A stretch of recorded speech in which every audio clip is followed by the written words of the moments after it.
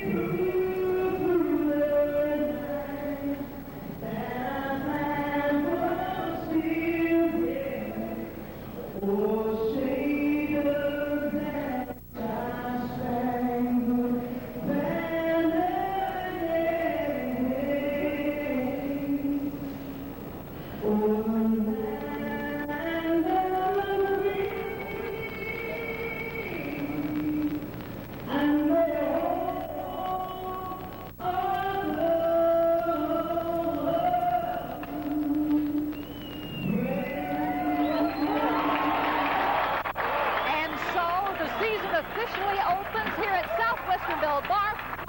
Watch the balloons as they come out of the Mickey Mantle baseball from center field there. You can tell which way the wind's blowing, can't you? Yeah, you really can. Very similar ceremony as was held this afternoon when they unveiled Mickey Mantle's statue in front of the Bricktown Ballpark here. Of course, Mickey Mantle, a native of Commerce, Oklahoma, who made his mark on baseball and is known worldwide for his achievements. Now, I think one of his relatives will be throwing out the ceremonial first pitch. In fact, I know that's true, and that'll come up in just a few minutes, and then we'll be underway as both of these teams, remember, are the top farm team, and now we have parachutists coming in. Linda? All right. We can see that two of them, as a matter of fact, and we're going to see if they can maneuver through this stiff wind, which is blowing from the north. I think Mike Morgan told me. It's the way those balloons went. Yeah, you can sure see and you know, this stadium was built because of the prevailing southwest wind, but it's just sort of the opposite tonight for opening night, and these parachutists may not make it by tomorrow morning the way they're going. But I'm going to move a little bit so Steve Pusateri, here I'm connected to you, Bob. Our photojournalist can get this parachutist as it comes down. He's still probably, I'd say, a good 5,000 yards up in the sky, but they're headed in the right direction at this point. Appears to be two, unless you see more than I do, Bob. No, there's two of them, I think. Okay, and they're heading this direction. I've been drinking soft drinks, so I still see two. They are just north of the stadium, one with a dark parachute, the other with a red one. And Steve, in just a second, you'll be able to see them. They'll come under the roof that you're bounded by. And they are blowing. I'll tell you, this wind is fairly strong here tonight, and it's cool. Most of the people are dressed fairly warmly because they were warned that tonight would get into the 40s and 50s. And that was good advice because there is a wind blowing. It is chilly. The crowds are starting to fill up the stadium, and it is an exciting night. Well, what these guys do, and I've seen them do it before, they sort of work against the wind and let the wind carry them back. The second parachutist, who's quite a ways, still way up there, is carrying an American flag. The first parachutist is guiding his way now, turning back around sort of with the wind, letting it float him from north to south. I've never done a play-by-play of a parachutist before, I don't think. This is tough. He's at the 20. He's going past the stadium. I don't think that Steve Pusateri, our photojournalist, can see him yet, but I'll tell you, they're going to have to come back this direction or they're going to miss it. He is going straight over the stadium. Well, I hope that you can visualize what we're telling you because you're never going to see it. I think Van Shea Ivan shooting down on the ground gets a picture of him. Way to go, Van Shea. Yeah, there we go. Good job, Van Shea Ivan. Bob, you're telling me you watched a parachutist once in Woodward go 5 miles past the stadium. Right, and they reported he didn't land in a tree or anything. It was okay. Hopefully, this guy's coming back. So he knew what he was doing. Look at this. He's going to come right down in the pitcher's mound or home plate. And you can hear the crowd. Let the crowd react. And our first one lands right smack dab in back of second base. Good job. Now that takes some doing. And Bob, we've got our second one still in the air. Maybe Van Shea can get a shot of that here in just a second. You see his streaming. There you go. He's got the United States flag below him, and he's got a streamer behind him. That's called smoke, I think. Yeah, smoke. Thank you. That's the word I was looking for, smoke. Tough word. And it looks like he's going to do the same thing, kind of go south of the stadium and then let the winds bring him back in. It's amazing how they can guide those things, you know what? It really is, especially in the gusty winds like we have here this evening. The crowd on its feet watching this happen, and right now the stadium is getting a lot fuller than it was. I'd say probably 85% of the crowd here now. Parking was anticipated to be a problem, but most of the folks have gotten in here well in advance of the start time, which is still about 15 minutes off. Now he's doing a little French pastry dance in there, looks to me like. And here he comes in. Carrying the American flag, and look at him, here he comes. I think he's going to hit the pitcher's mound. What a good job. There you go. All right, very good, very well done.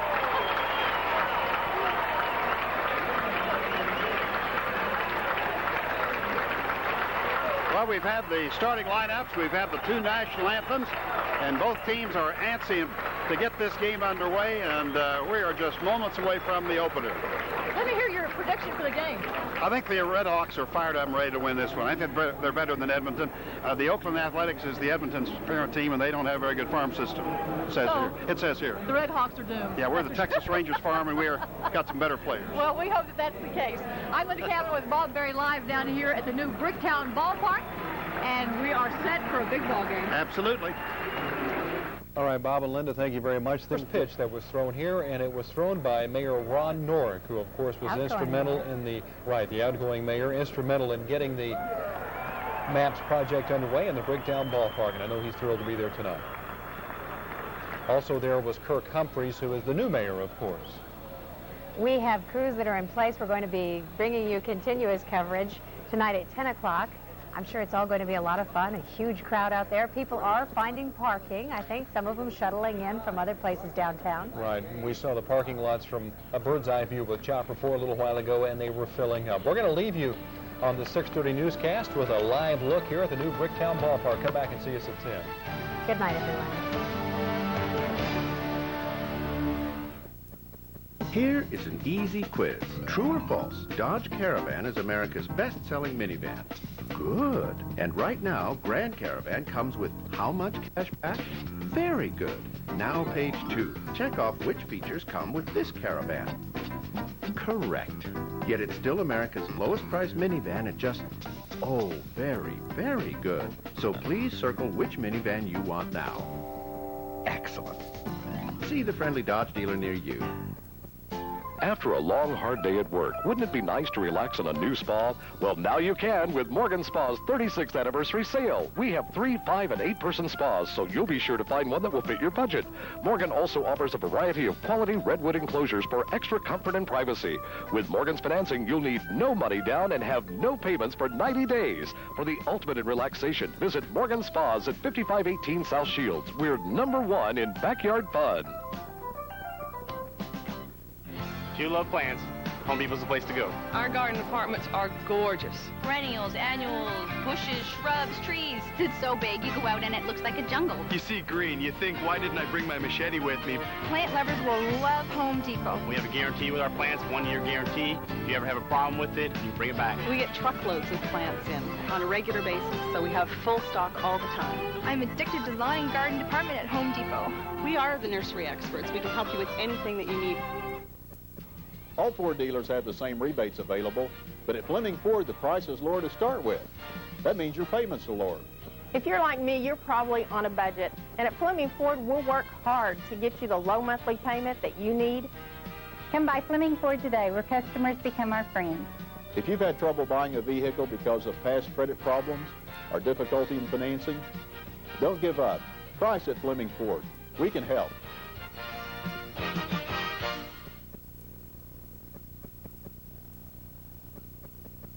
We've got something up our sleeve.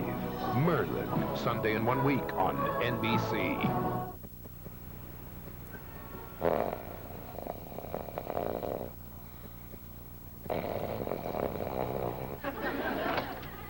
Are you kidding me?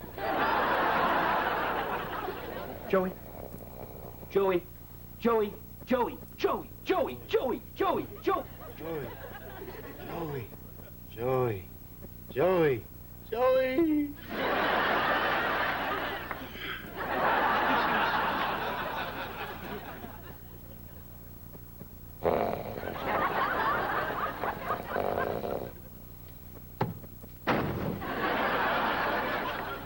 Oh, did I wake you?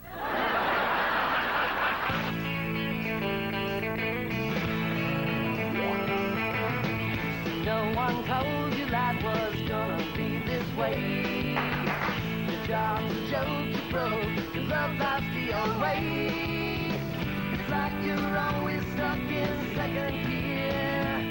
When it hasn't been your day, a week, a month, even your year. But I'll be there for you when the rain starts to pour. I'll be there for you like I've been there before. I'll be there for you like I've been for you.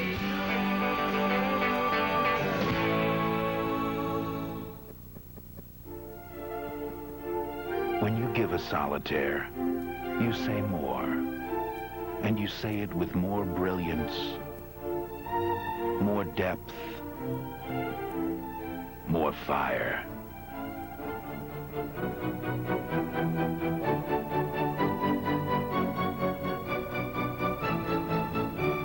The Diamond Solitaire. A diamond is forever. De Beers.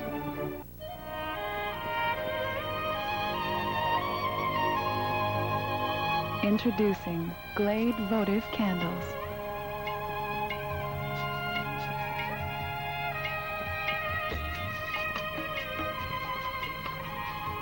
Surround yourself with votive candles in nature's freshest fragrances. New Glade Votive Candle Scents. Created by nature. Captured by Glade. Golf's not hard with Tiger Woods and the Air Zoom TW. A common problem in golf is the slice.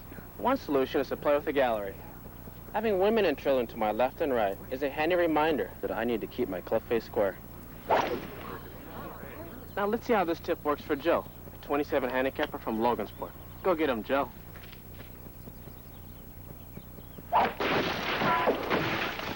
Joe overcompensated for his slice and hooked it. Something we'll be sure to work on next time. They'd hit a bowling alley, video store. Now here. There's one of them. He's moving. Oh, he's good. He's very good. That's it. Let's grab him. Did you pay for this wiener, son? Not exactly. Lieutenant, this might explain things. Watch yourself. The Coca-Cola card. We'll tell her what you'll get away with. Critics call Just Shoot Me funny, sharp, clever, and wicked. Next, you'll see what happens when high fashion meets feminism. Ooh la la, I like these odds.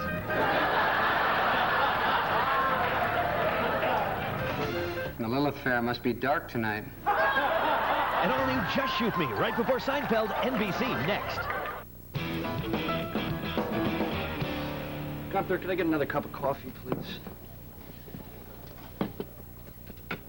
So, what do you do when you're not working here? You don't need to fill these silences. Okay, thanks. Chandler, that's like your fourth cup of coffee. Well, I'm drinking lots of cups of coffee because I'm exhausted, because Joey started snoring. He's in a different room. He's really that loud? Oh, you should hear me.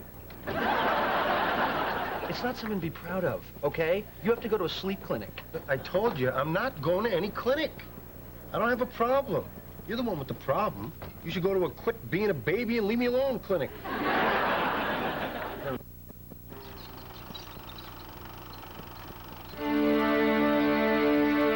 Edward was expected of, and he's really had to start back from scratch. He has. He's a guy who had some off-season problems, back surgery for a herniated disc, and wasn't at full strength at the start of spring training.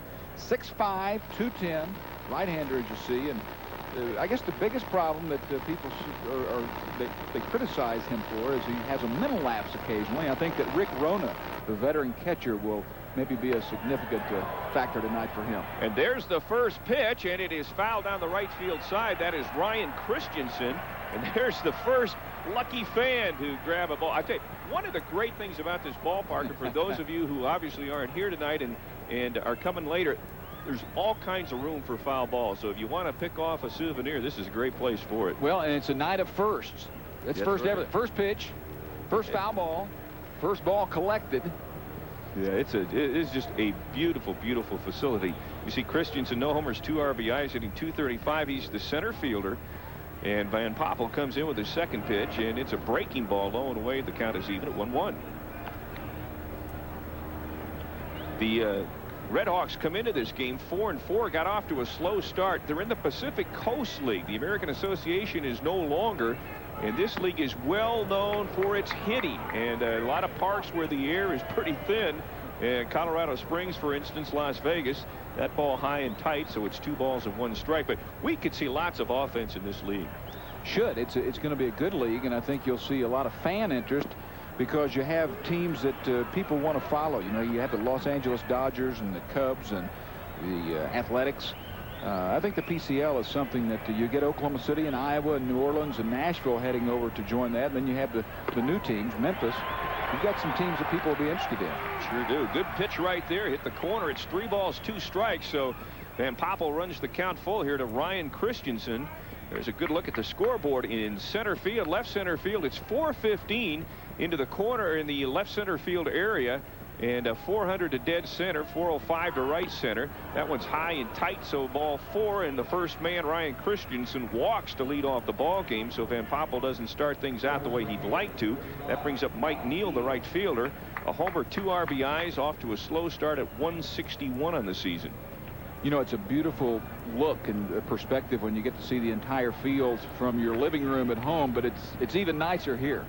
We have the luxury of seeing both, looking at our monitor. That's there, right. And then right here, it is a phenomenal sight. And there is not a seat to be had, and you saw some of those shots in center field. There are picnic areas out there where families all year will be ready to go. There's a nice bunt, but it goes foul. Rick Rona out of Bishop Kelly High School in Tulsa comes up with the ball, and it's strike 1. But this is really something. We're going to be showing you this throughout the ball game tonight, but there are so many areas that are just unbelievable. There's some of the picnic areas we were talking about. Those are out in right center field, and also in left center field there's an area, and those will be open all year for people to come out and just enjoy the ball game and come out and eat and enjoy themselves with the family. Well, you won't slide down that grassy knoll that you once slid down at the All Sports Stadium. Yeah, if you started rolling there, you didn't stop. Here's the 0-1 pitch, swung on and popped up to short left center field. And the catch is made out there by Mark Little in center. That's 1 away. So we get 1 down with a runner on first. And up to the plate is Jason Wood. He's the shortstop. No homers, 7 RBIs. He's batting .261. We'll be introducing you to our new team this year. And Bill mentioned the center fielder Mark Little, a guy that extremely fast and a solid player. This is a team, Bill, as you mentioned off the top, that is experienced. And one, I think that the Texas Rangers organization wants to have a win here in Oklahoma City. I think they look at it and say, here's a city and a group of people committed to putting money behind it, and we want to give you a good chance to have a winner. First pitch is low and away for ball 1. Wood is at the plate. A runner at first, 1 out, top of the first inning. I agree with you, and I think there's been kind of a change in philosophy for the Ranger organization. They let go some guys. Smith was here last year, really hit the long ball, but he didn't, fit into the long-range plans of the Rangers. So they've decided to go with guys more all-around players, not just the DH type. So I think you're right. I think this is an important season for Texas here in Oklahoma City. Throw over to first, back in time easily as Christensen. Well, in talking with a couple of people who played in the big leagues, they say if you look around the big leagues, every year that you have a new minor league ballpark, the rule is those teams win, and we hope that continues right here. Yeah, and the other rule is that people show up for ball games, and we're looking at a great crowd tonight. Hopefully it'll be like this. Pitch out, nothing going there. Rick Rona thought he saw something, so the count goes to 1 ball, 1 strike, 1 out. We're in the top of the first game ever from the new Bricktown Ballpark. And another interesting feature that we'll show you of this ballpark, in left field, there are actually bleacher seats out there, something we didn't have at All Sports. But Van Poppel working against Jason Wood here.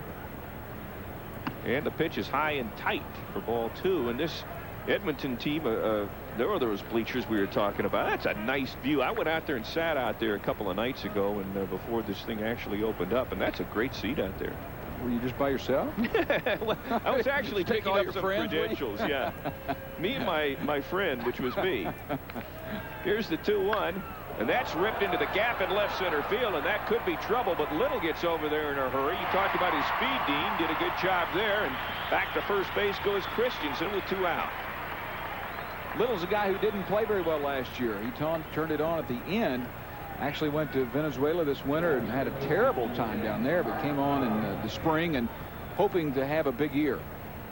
That'll bring up Mark Bellhorn. No homers, 5 RBIs, batting .200. He is the third baseman. So 2 down, a runner at first. Van Poppel trying to get out of not a real jam, but he walked the first batter up. You can see an open stance here for the Bellhorn, the third baseman. Van Poppel. There goes the runner. There's a pitch out to throw down to second by Ronas. Good throw, but not in time. A little jump that Sheldon had to come up with that ball on the 1 hop. Good job, a good jump for Ryan Christensen, who gets the steal. You know, Rona is a solid catcher, a terrific leader. He'll help players like Van Poppel. Not a guy with a gun, though. And this is a play that I think a guy with a better arm probably gets him out. But Rona's a guy that I don't think the 89ers would, excuse me, the Redhawks would, there's a mistake. That's the first of many of those, I'm afraid. Yeah. That they would want to trade him. Christensen with his second stolen base of the year is in scoring position, and that one gets a little bit away from Van Poppel, but quickly getting on that one is Rona. Rona's a veteran. He's been around for a long time, and he's obviously a guy from the state of Oklahoma, as we mentioned, up at Bishop Kelly High School in Tulsa. But you know, the Rangers pretty well set in the catching department anyway with Pudge Rodriguez. Yeah. But Rona's a veteran like a lot of these other guys. Let's take a quick look at the defense as we get a chance to show it to you here for the Redhawks. And there it is. Quinlan, Sheldon, Barbary, and Sagmon in the infield. Newsom, Little, and Norman at the outfield. Rona behind the plate. And again, Van Poppel on the mound. And here's the pitch. Looks good, a fastball, but it's not. And it's 3 balls, 1 strike. 2 out, runner in scoring position. To finish up the story on Rona, one of the things that makes him as valuable as he is that he calls great games. And to a pitcher like Rona, it's important. Well, that one's popped up. Van Poppel. Sheldon in the outfield grass makes the catch. We got through the first half inning with no real damage done there. No score, and the Redhawks coming to bat bottom of the first.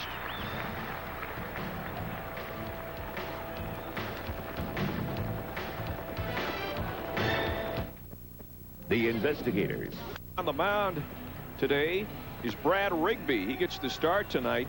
This Trapper team, by the way, is a farm club of the Oakland Athletics, and that's an organization that has struggled over the past few years after that great run in the late 80s, early 90s. This is the Redhawks starting lineup. Mark Little in center field leads it off. T.R. Lewis, the DH, bats second. Then it's Newsom, Barbary, Sheldon, Norman, Tom Quinlan, the third baseman, Rick Rona, and then Mark Sagmon rounds out the Redhawk lineup. And there's the defense again for the Trappers. Bellhorn, Wood, Menachino, and Cromer in the infield. Tyler Christensen, Neal in the outfield. Molina just activated today as the catcher, and again Rigby is on the mound. So Mark Little gets things started for the Redhawks, and boy, what a great start he's had. You talked about his off season, but this start of this season's been terrific. 3 homers, 10 RBIs, batting .394, and he's been the spark plug of this ball club. And he stands in there against the right-hander Rigby, and here's the first pitch, and it's bounced down the third baseline, but will be foul as it bounced, it looked like, off of Little's leg there. Well, what a great night. And you know, we were talking in the break, Dean, about how great it is to take these shots at the ballpark and see all of these people here. Yeah, it is terrific, and I guess they're expecting this to continue. Expecting to draw 500,000 people this year for the 72 home games. That would average out to just a tad below 7,000 per game. Here's the next pitch. It's low and inside, ball 1. 1 ball, 1 strike to the leadoff man, Mark Little. And he's off to a great start, isn't he? The facility, yeah, he is. The facility is part of the reason for that, Bill. I think the new look of the 89ers. Excuse me, 2. Let's mark that as strike 2. 3, and I'm out of here. We bring Chris in. but anyway, I think the new look of the ball club, because it is a totally new look, and I think it's a good club. There is more interest now than ever before. Well, I tell you, you don't have to be a baseball fan to enjoy this if you come out to this ballpark. It's fouled off again, and the count remains 1 ball, 2 strikes, and Mark Little. Talking to Greg Biagini before the game today, the manager of the Redhawks, and And the thing, and we talked a little bit about it in the pregame show, the thing he likes about this team is the experience factor. These guys don't panic. They've been around. The average age, I think, is what, about 28 years of age. And the thing he says sometimes you worry about at this level is if you have too many guys who are veterans, they don't have the real desire and the all-out hustle. That one's bounced right back to the mound. Rigby's got it. The underhand toss to first to Cromer, and we've got one out. But these guys, according to Biagini, are guys that have gone out and are playing great. Of course, it's early in the season, but he likes the way these guys play as a team. Well, you have a lot of journeymen here, but you have a lot of guys who can play. It's not as though they cannot play. Probably 4 or 5 guys can play in the big leagues, and some of the AAA teams will have more than that. But, again, this will be a very, very competitive team this year. And this is T.R. Lewis, the designated hitter up there now, and he takes a breaking ball in there for a strike. A homer, 6 RBIs, batting .278. And, you know, you're probably right. I don't know how many big-time prospects there are on this team, but there are guys with a lot of experience who have been, boy, there's a foul ball right back on us. We got to get one of those nets. But there are a lot of guys here who have had some experience and some time in the major leagues. And, you know, we were talking last night on our sports show on Channel 9 and News 9 about all of the guys who have come through Oklahoma City just in the last few years. Boy, there's some great names. Well, Juan Gonzalez is probably the biggest right now. Dean Palmer, Ruben Sierra, a lot of Texas Rangers who have really spanked the ball around. Bouncer to second. Menachino comes up with it, and we've got 2 down here in the first inning. So Rigby off to a good start. Warren Newson's coming to the plate. He's off to a slow start. This is a guy who was about the last cut by the Rangers. Mike Sims, another former 89er player, and Newson. It came right down to the wire for those 2 guys. Sims stayed. Newson comes down. And he's a guy that came through in the clutch a lot of times for the Rangers over the last couple of years. Now he's fighting his way back. And, Dean, another point I think we should make, too. These guys aren't far away from the major leagues, especially with all of this expansion. A lot of new jobs open up now. Newson is a guy coming off of right biceps tendon surgery. So it's a long road back for him, but he has played well and expecting big things this year. First pitch was on the outside corner for a strike. This one's a bit inside, so the count is even. 1 ball, 1 strike. We're in the bottom of the first. No score here from the Bricktown Ballpark, and it has been a festive couple of days. We'll show you some of what's gone on as the game progresses. A check swing. There's a line drive into the seats. And that's one thing we probably ought to mention here. The good thing is you're really close to the action. Yeah. The other side of that is you really need to pay attention and be watching, because those balls really come in there. Insurance premiums go up just by showing up here. But it's great because you are so close to the action. Every seat's a good one here. Well, they brag that there's not a bad seat in the house. And I think Chris actually might try to find a bad seat here a little bit later and out in the outfield upper deck area, but don't know that there is a bad seat here. Well, the only thing I can even think of, and it's not really bad, you just have to wear a baseball cap or something up in the right field corner if the sun's out. There's a shot to right field, so the first base hit for the Redhawks in the new ballpark, and it's a former major leaguer who gets it, Warren Newson, with a single to right field. Just think, Bill, in the year 2040, they'll be playing this tape back. They'll be calling the play-by-play of Billy Teagans. Is that how I'm sounding? No. If I am, tell me. No, but that is the first hit, and hopefully that'll lead to the first run. Brett Barbary at the plate, a homer, 5 RBIs, 278. So a runner on first with 2 outs here in the bottom half of the first inning. I think the prototypical big league voice is Bob Uecker. Doesn't he have? Firestone does a good imitation of those guys, and he's here tonight as well. Pitch outside for ball 1. Barbary's been a good ball player over the years on the major league level. Yeah, played 479 big league games. Expos, O's, Cubs. Actually played in the independent league, which is a little strange last year. Now back in AAA. Don't hear a lot of guys going to independent league, do you? You know, no, you don't. And that Northern League that's got some teams up in Wisconsin, I think Northern Illinois, Minneapolis, St. Paul, Minneapolis has got some teams, Fargo. You know, that's the matter of fact, Marty Scott, who a lot of Texas Ranger fans remember from his minor leagues, is the manager at St. Paul. There's a shot ripped to center field. Going back there is Christensen, though, and he camps under it and makes what is a relatively easy out. So a fly ball by Barbary ends the first inning. We played 1, no score.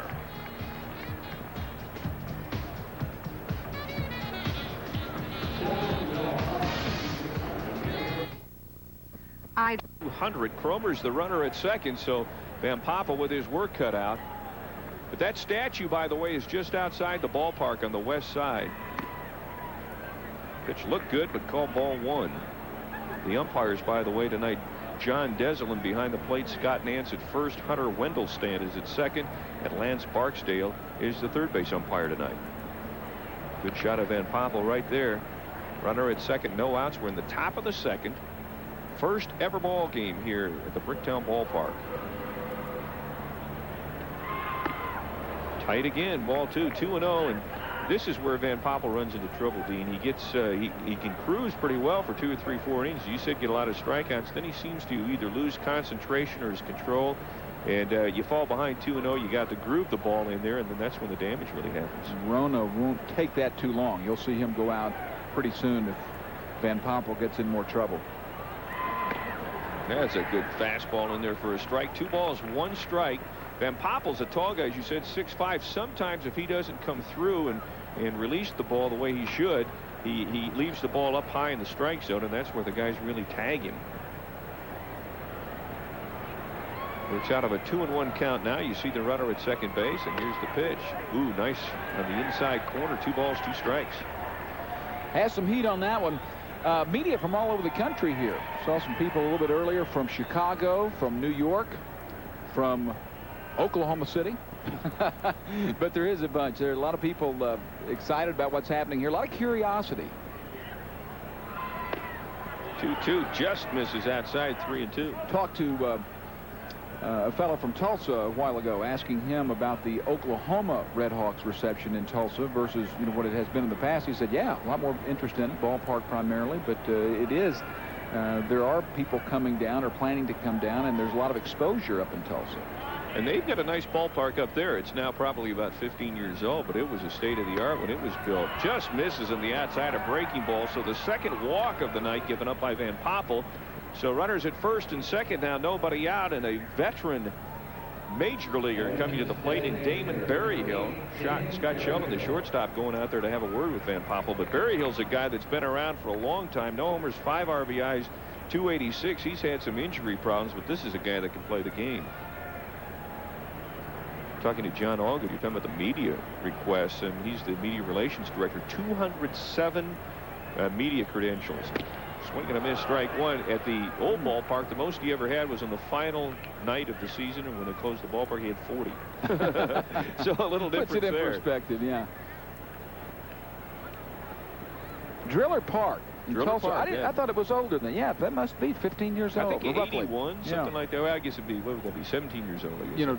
Taking nothing away from that, I mean, that type of facility doesn't compare. No, I tell you, for those of you who have just driven by, you can tell this, but this ballpark is a smaller scale of the ballpark at Arlington. Right, it is.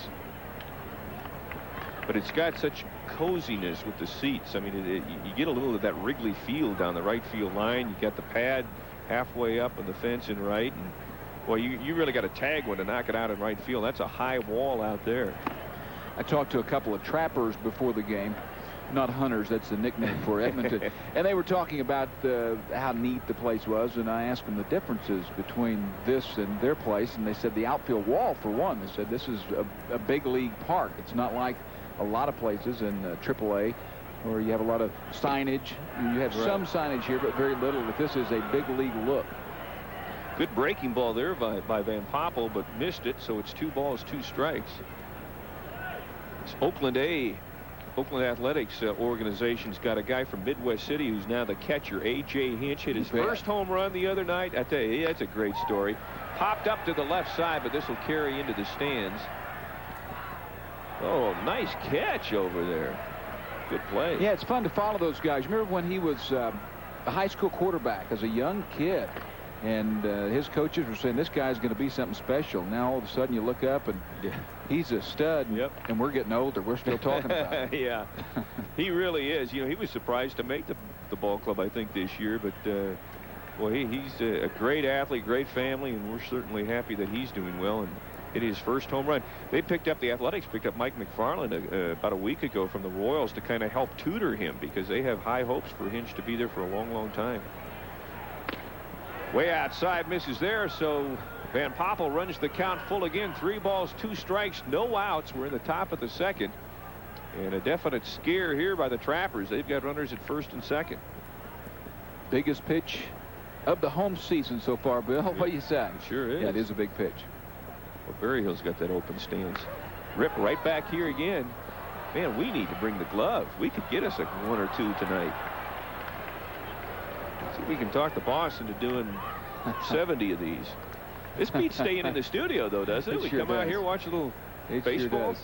It sure does. You can go live out here a lot, can't you? Yeah. You do that at 6? We will be doing it. We were live here all day, as a matter of fact. Started at noon with that Mickey Mantle unveiling. The statue there, boy, Hank Bauer, Whitey Ford, Yogi Berra, all of those guys. You enjoyed talking to them? Yeah, that was great fun. It really was.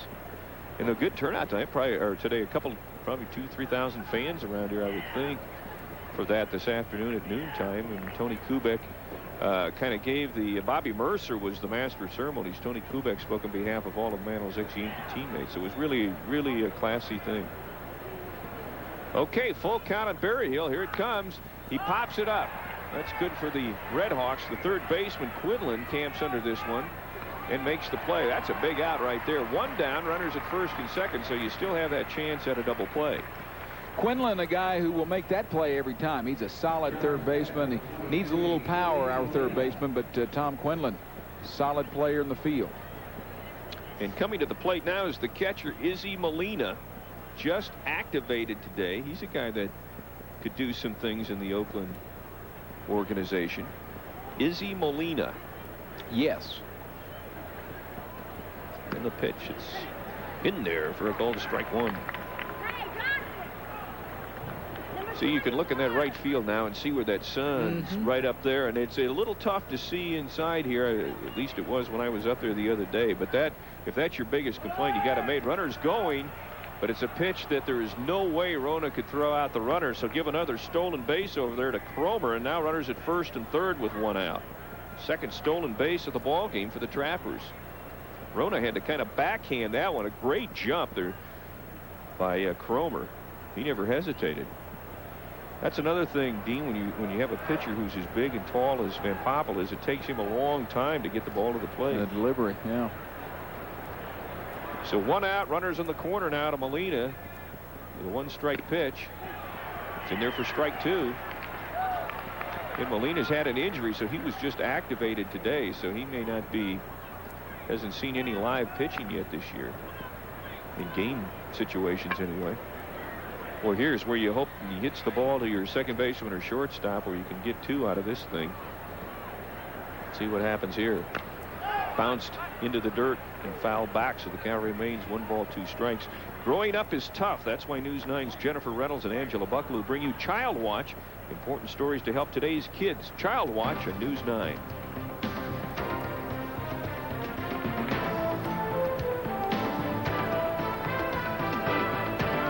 Any tales from chatting with Yogi? You know, he's got a book out now, a new book. Yeah. It's only Yogi could do. I really didn't say what I said. There's a ball hit to the left side to second for 1. The relay in time, double play. So Van Poppel gets out of that one thanks to nice play by Sheldon at shortstop. So we'll continue the conversation about Yogi, but that's a good way to end that inning. We go to the bottom half of the second. No score as we go out on the double play.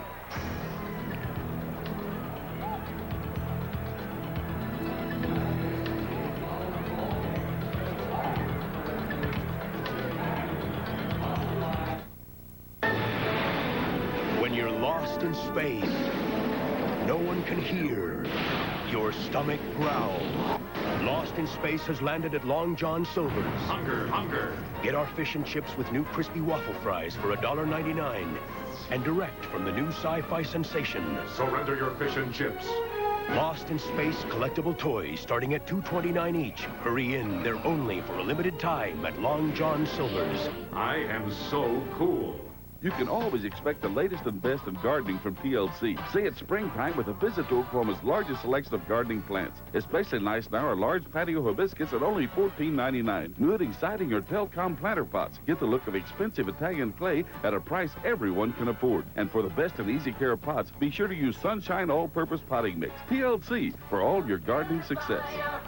TLC, where your success stems from ours.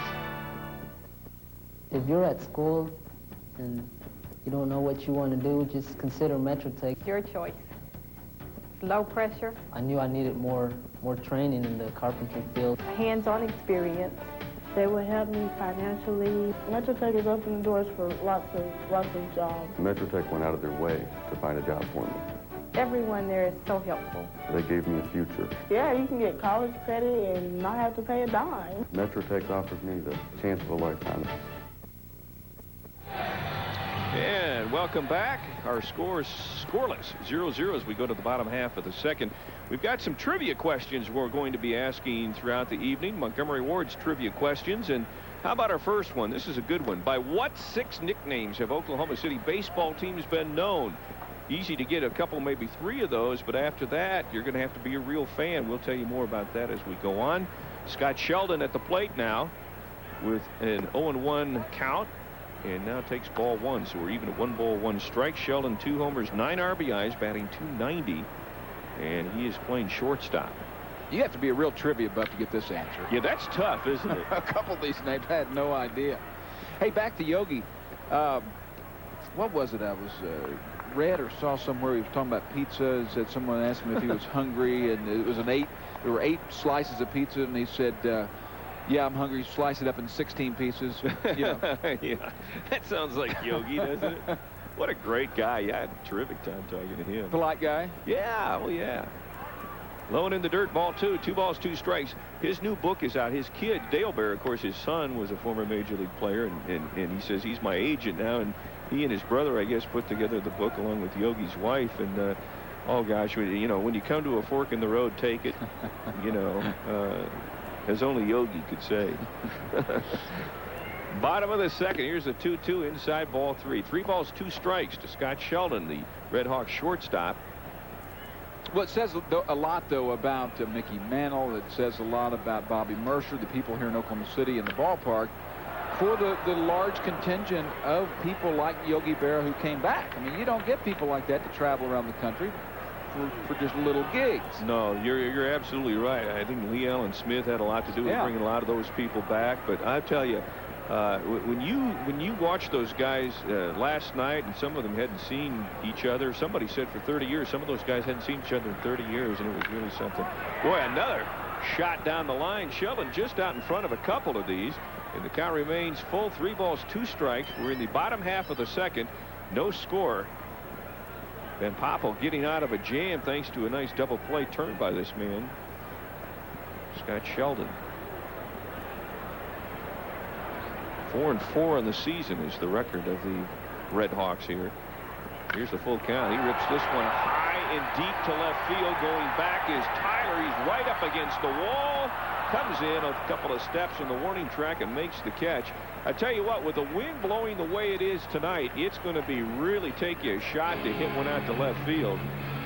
But normally when that wind blows out of the south, that's out of the ballpark. You know, one out. It's funny that came just minutes after Jim Traber stuck his head a minute ago, a guy who played at Oklahoma State and played in the big leagues several years in the Baltimore organization. And he said, going out to left field is going to be really difficult in a wind like that. You can get some out to right, but I'll be darned if the next hitter doesn't come up. You're right. That goes out definitely on a still day. Yeah. And against a normal breeze, but not a stiff one. Les Norman loops one into short center field. That drops in front of Christensen, so another base hit, the second of the ball game for the Redhawks. So Norman didn't hit the ball nearly as hard as Sheldon, but he got something out of it with a base hit to center, and that'll bring up Tom Quinlan, the third baseman. No homers, just 2 RBIs. He is batting .333. Les Norman's another one of the veteran AAA players. He's had some big league time. He's got some power. Here he gets the single, and the batter before him, Sheldon, for a shortstop, he's got a pretty wicked bat. Yeah, he really does. You don't see many shortstops batting 5th. Here's Quinlan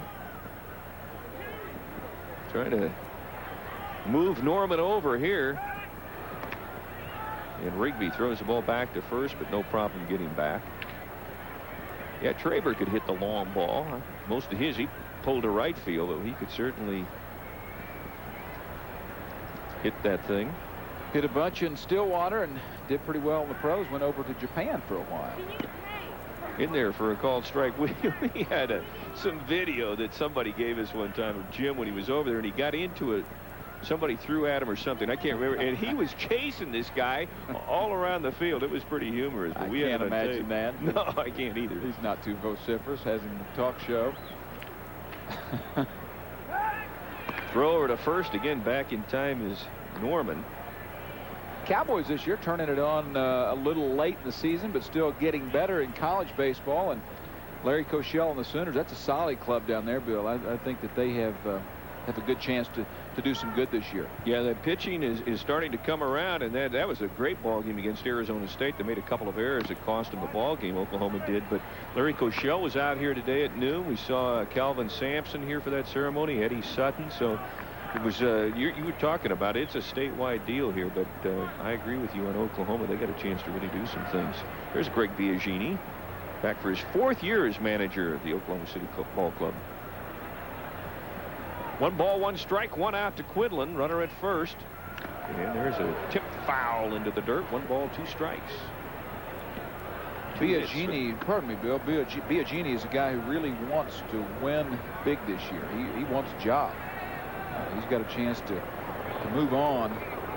He's got to win this year, and he'll have a great opportunity. He was a hitting coach for the Baltimore Orioles at one time, too, in the major league level. So he was talking to me today about he was there at the opening of Camden Yards, a great ball club or ballpark in Baltimore, and he said, man, it was just unbelievable. The noise was so loud out there. He said the people were there, and he says, you know, and that's one of the things. It's much easier to play and to play well, I think, in front of big crowds. It gets the players excited, and I think that's a real hope all year long, is that there'll be not necessarily a sellout every night, but a good crowd anyway. Not a real prankster, solid coach, and someone told me today that's been around him a long time. He said that he reminds him of Gary Gibbs, the former Oklahoma coach. Real businesslike, straightforward, and solid. Yeah, it's probably a good comparison. I never thought about that. And here's the pitch to Quinn. Goes the opposite way into the corner in right field, and that will move Norman around. He gets to third base, and Biagini's going to hold him up. At first he had him going, but probably a smart move there to hold him up. So runners at second and third after the double to right field by Quinlan. That was nice.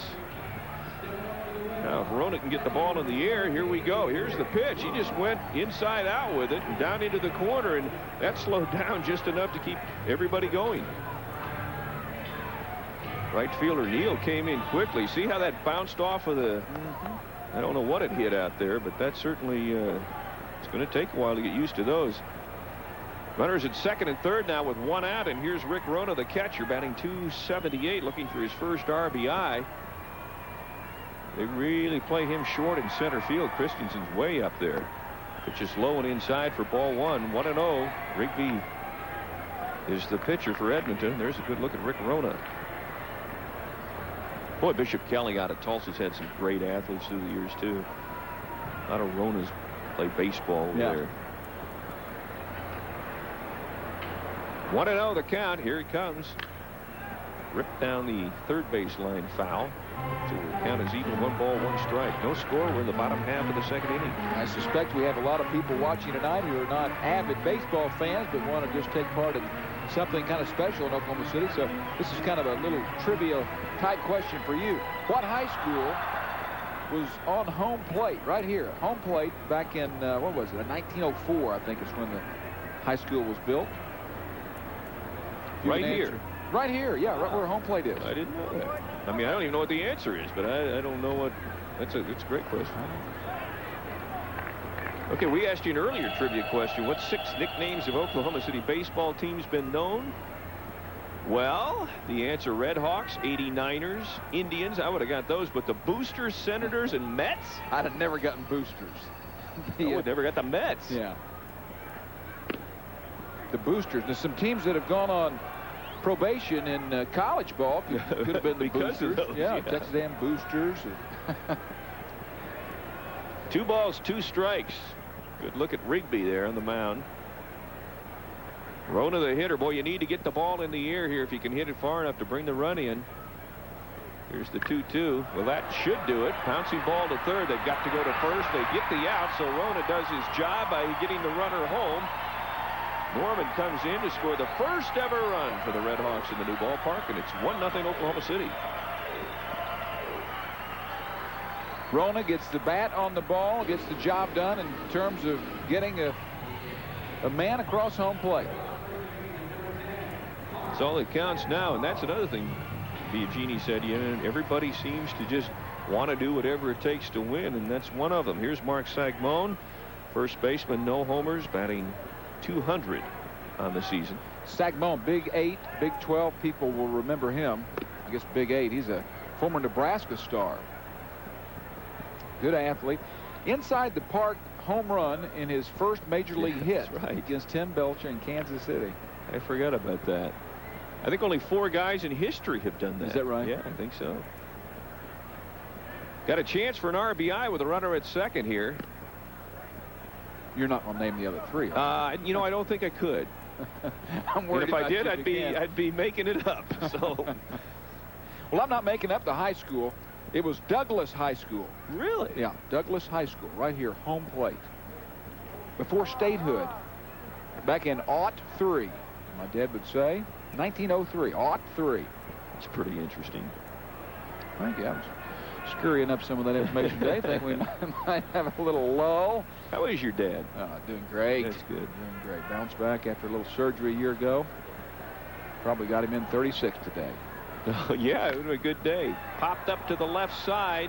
Giving chase is Tyler over there, but it's going to go into the stands and into the crowd there.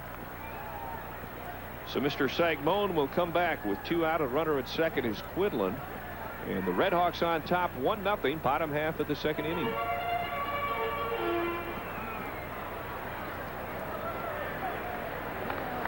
This copyrighted telecast presented by the authority of the Oklahoma Redhawks, the Pacific Coast League, and the National Association of Professional Baseball Leagues, Incorporated, and is intended solely for the private, non-commercial use of our audience. Any publication, reproduction, retransmission, or any use of the pictures, descriptions, or accounts of this game without express consent of the Oklahoma Redhawks, the Pacific Coast League, and the National Association of Professional Baseball Leagues is prohibited. That's a mouthful. Sure is. Inside to Sagmon, got a little tight there. 3 balls, 2 strikes. Generally, when those disclaimers are read, they state at the end, it's strictly prohibited. That didn't come with this one. This one was just prohibited. Yeah. Here's the 3-2. Pop to right field. Shouldn't be too difficult for Neal. He camps under this one and makes the catch. But the Redhawks do get a run in on a couple of hits, and the fielder's choice scored it. We have played 2. The Redhawks on top by a score of 1-0.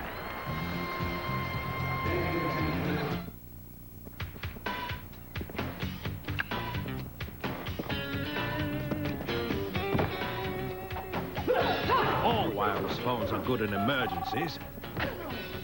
Happy birthday, Lucy. But you'll use Voice Stream more because it's more affordable. 400 minutes, just $39.95. Oh, nothing much. You? And now get even more with weekends free. That's nice. Can I call you back? So get Voice Stream and get more from life. Boyd Chevrolet's hassle-free best price means a better selection and the best price on the vehicle you want up front every time.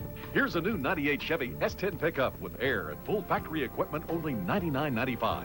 And a new 98 Chevy Z71 extended cab Silverado 4x4 with automatic 350 V8 air cast aluminum wheels. It's loaded, only $290 a month. Remember, you get the hassle-free best price every time at Boyd Chevrolet, 5000 West Reno. Kids are natural builders, and just like a building, every kid needs a strong base to build on. The Troy Aikman Foundation helps disadvantaged kids build a bright future. And you can too. Buy a new Acme Brick home this year, and Acme Brick will make a contribution to the Troy Aikman Foundation. So look for the Acme name. And insist on Acme Brick. Acme Brick. the best thing to have around your house. Redhawks on top of the Trappers, 1-0 as we go to the top of the third inning. We've talked about all the festivities going on. We had the statue unveiled today of Mickey Mantle. There's also a ribbon cutting going on that happened about 5 o'clock. The official cutting of the ribbon before they open the gates for the public, and there's a good look at it. I tell you, you can walk all around this stadium, and it's just beautiful. You can see the look out there. In this great city. 1. Here it goes. 2, 3. We're open. Let's play ball. Clay Bennett, the president of the ball club, doing the honors there. Here's Brad Tyler. No homers, 2 RBIs, off to a horrible start, batting 0-95. He's at the plate now. Plays left field for the Trappers.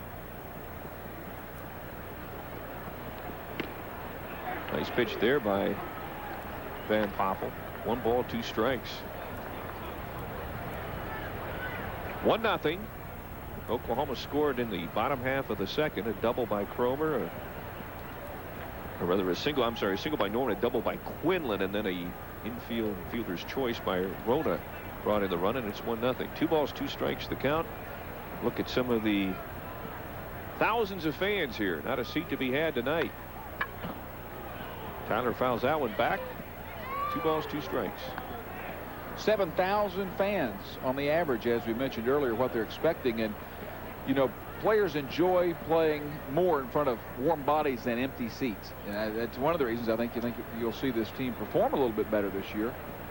But that's a radical change, isn't it? From around 3,000 to 7,000. Well, and you mentioned it earlier. First strikeout, by the way, for Van Poppel. Tyler down on strikes, 1 out. He did a nice job pitching there. But I think as you take a look around the country, when new stadiums come in, even on the minor league level, they tend to really increase because of things like this. And, you know, I ate lunch today. I was here for this thing at noon, was across the street in Bricktown eating, walked back over, and it's just such an easy thing to do that and a fun thing to do. I think that, you know, this is going to be the place to be. Ryan Christensen at the plate. Walked and stole a base his first time up, and you see it pretty good numbers a year ago. 13 homers, 54 runs batted in. Breaking ball is in there for another strike, and now Van Poppel starting to come across with that breaking ball. Boy, that makes a difference when you can get that thing over.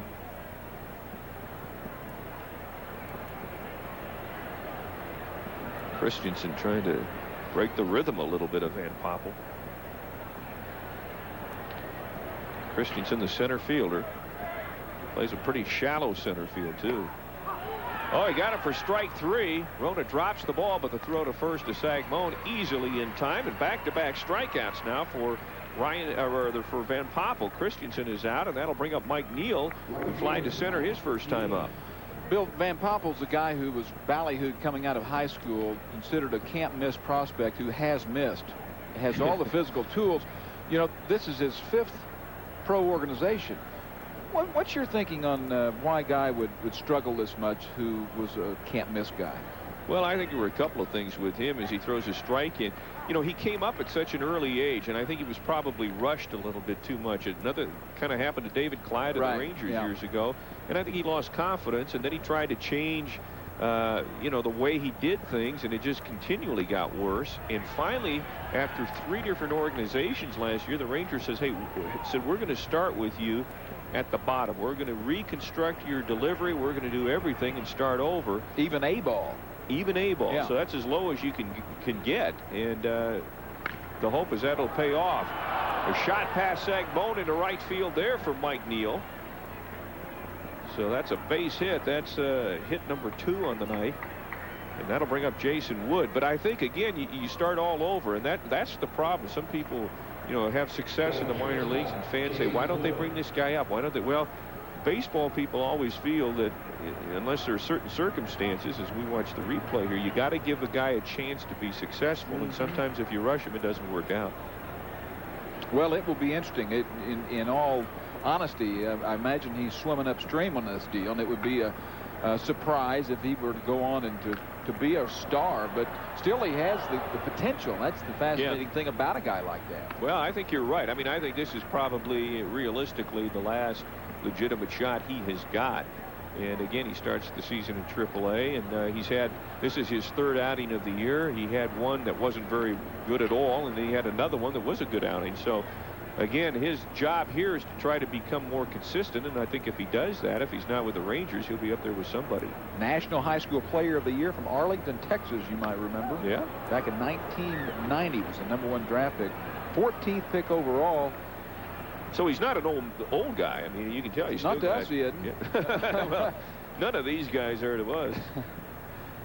That was funny, though. I was interviewing some of those guys last night, and I thought, as I'm interviewing Bobby Richardson and some of those guys, I thought, man, these guys don't look like the way they did on those baseball cards. And then I thought to myself, well, I probably don't look like the way I was when I was 10.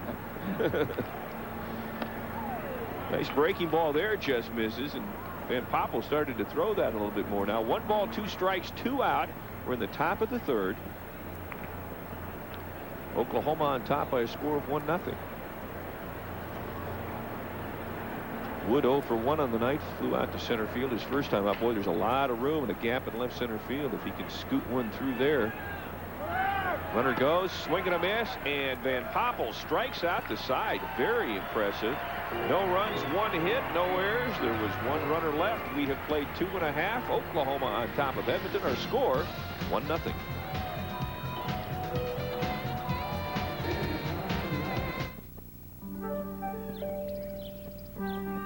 The calm after the storm isn't always so calm, because some storms leave behind down power lines. And no matter how calm a power line looks, it could be carrying thousands of volts of electricity.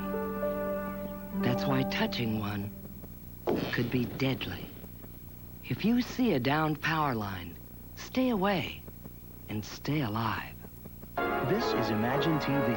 Mind stepping under the Grand Marquis, sir? Is there a problem, officer? Huh? Just want to take it for a spin.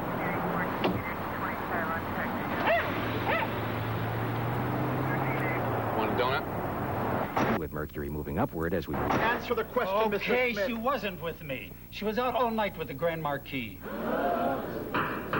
The Mercury Grand Marquis. Till next time, imagine yourself in a Mercury. Boy, does this feel like a good old Denny's. I got hot cakes, even got Fabian playing. That's not Fabian, that's Frankie Avalon. No, it's Fabian. I know Fabian. I had all the singles. Don't tell me it's not Fabian, please. Oh, yeah? You think you know Fabian? Yeah. I'll be right back. Hey, Fabian, tell him. Oh, it's Frankie Avalon, and you know nothing of my music.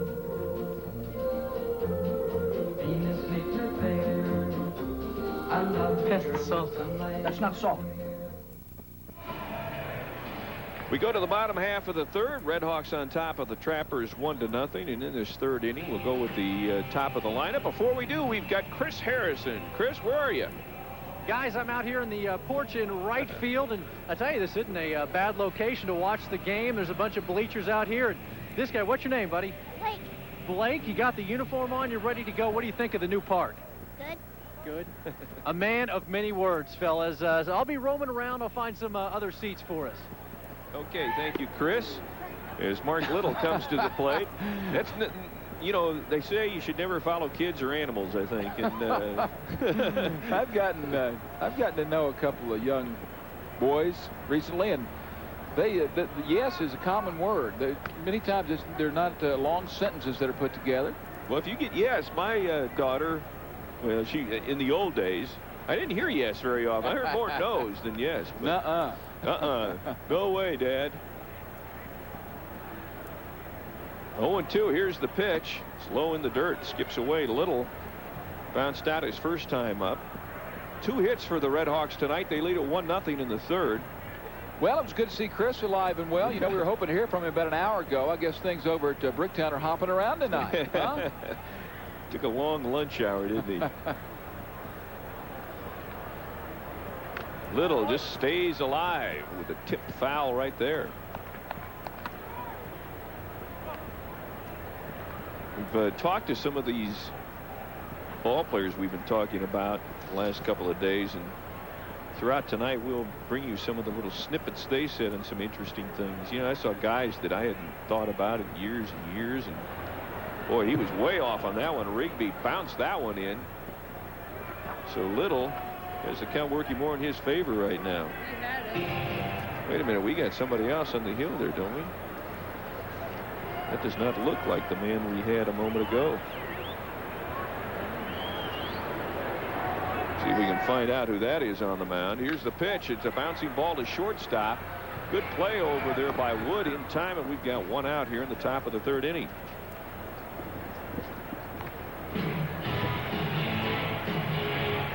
Blake Stein is the new pitcher. Yeah, he was expected to start tonight, but did not get the start out of Folsom, Louisiana. He was 3-2 at Huntsville, 8-7 at Arkansas a year ago. So we got a new pitcher in here in the third inning. Well, he has one thing in common with Rigby. He's a long drink of water. He's 6'7", and Rigby was 6'6". So oftentimes, of course, you see that in pitching. T.R. Lewis at the plate now. Bounced out to second base his first time up there. One out in the third inning. Oklahoma up 1-0. Another bouncer right back to the mound, and this will be an easy play. We've got 2 down. So Warren Newson's the next hitter up. He's 1 for 1 with a single. That thing started out in the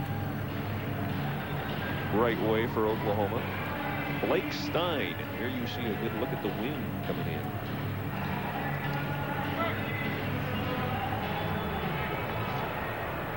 Edmonton not broadcasting the game tonight back home. They're doing only, I guess, the final game of this series.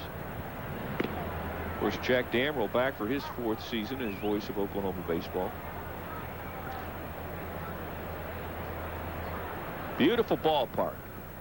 Need to get out here and see this thing. Big weekend series. There are still tickets available, so you can get out and see the ballpark in person. You will be impressed, believe me.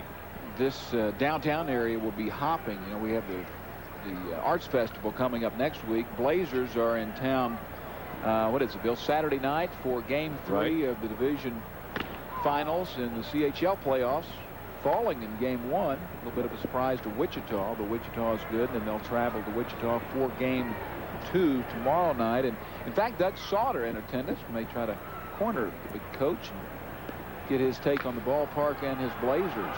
Bounce back to the mound off of Stein's glove, but he recovers nicely, and there's a quick inning.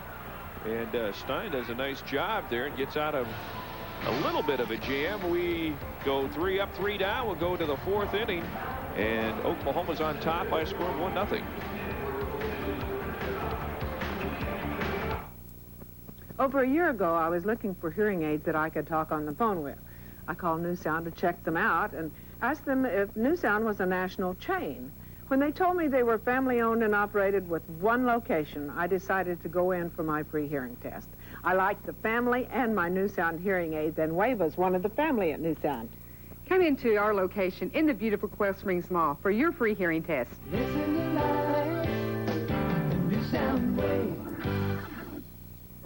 I'm the best shopper. All the best shoppers are hurrying towards 14-hour sale this Saturday. I just like to have new things every season. Come in and save on fashion for the whole family. You just go crazy. It's all on sale. All appliances, all automotive, and all furniture. Save all over the store. Oh, I like to be there when the doors open. This is the one 14-hour sale you just got to get to. Shop smart, live well. Go for it. Barbara. Chase, what are you doing here? Barbara, I cannot deny my love any longer. You must. You really gotta go. Never without you, Barbara. Barbara, are you with us? Wow, this pita's good. When you eat Wendy's delicious fresh stuffed pitas full of all those wonderful things start to happen. Wendy's fresh stuffed pitas. Feel good, look good. And now order any pita with a soft drink and get a coupon for 2 free 2-liter bottles of Diet Coke.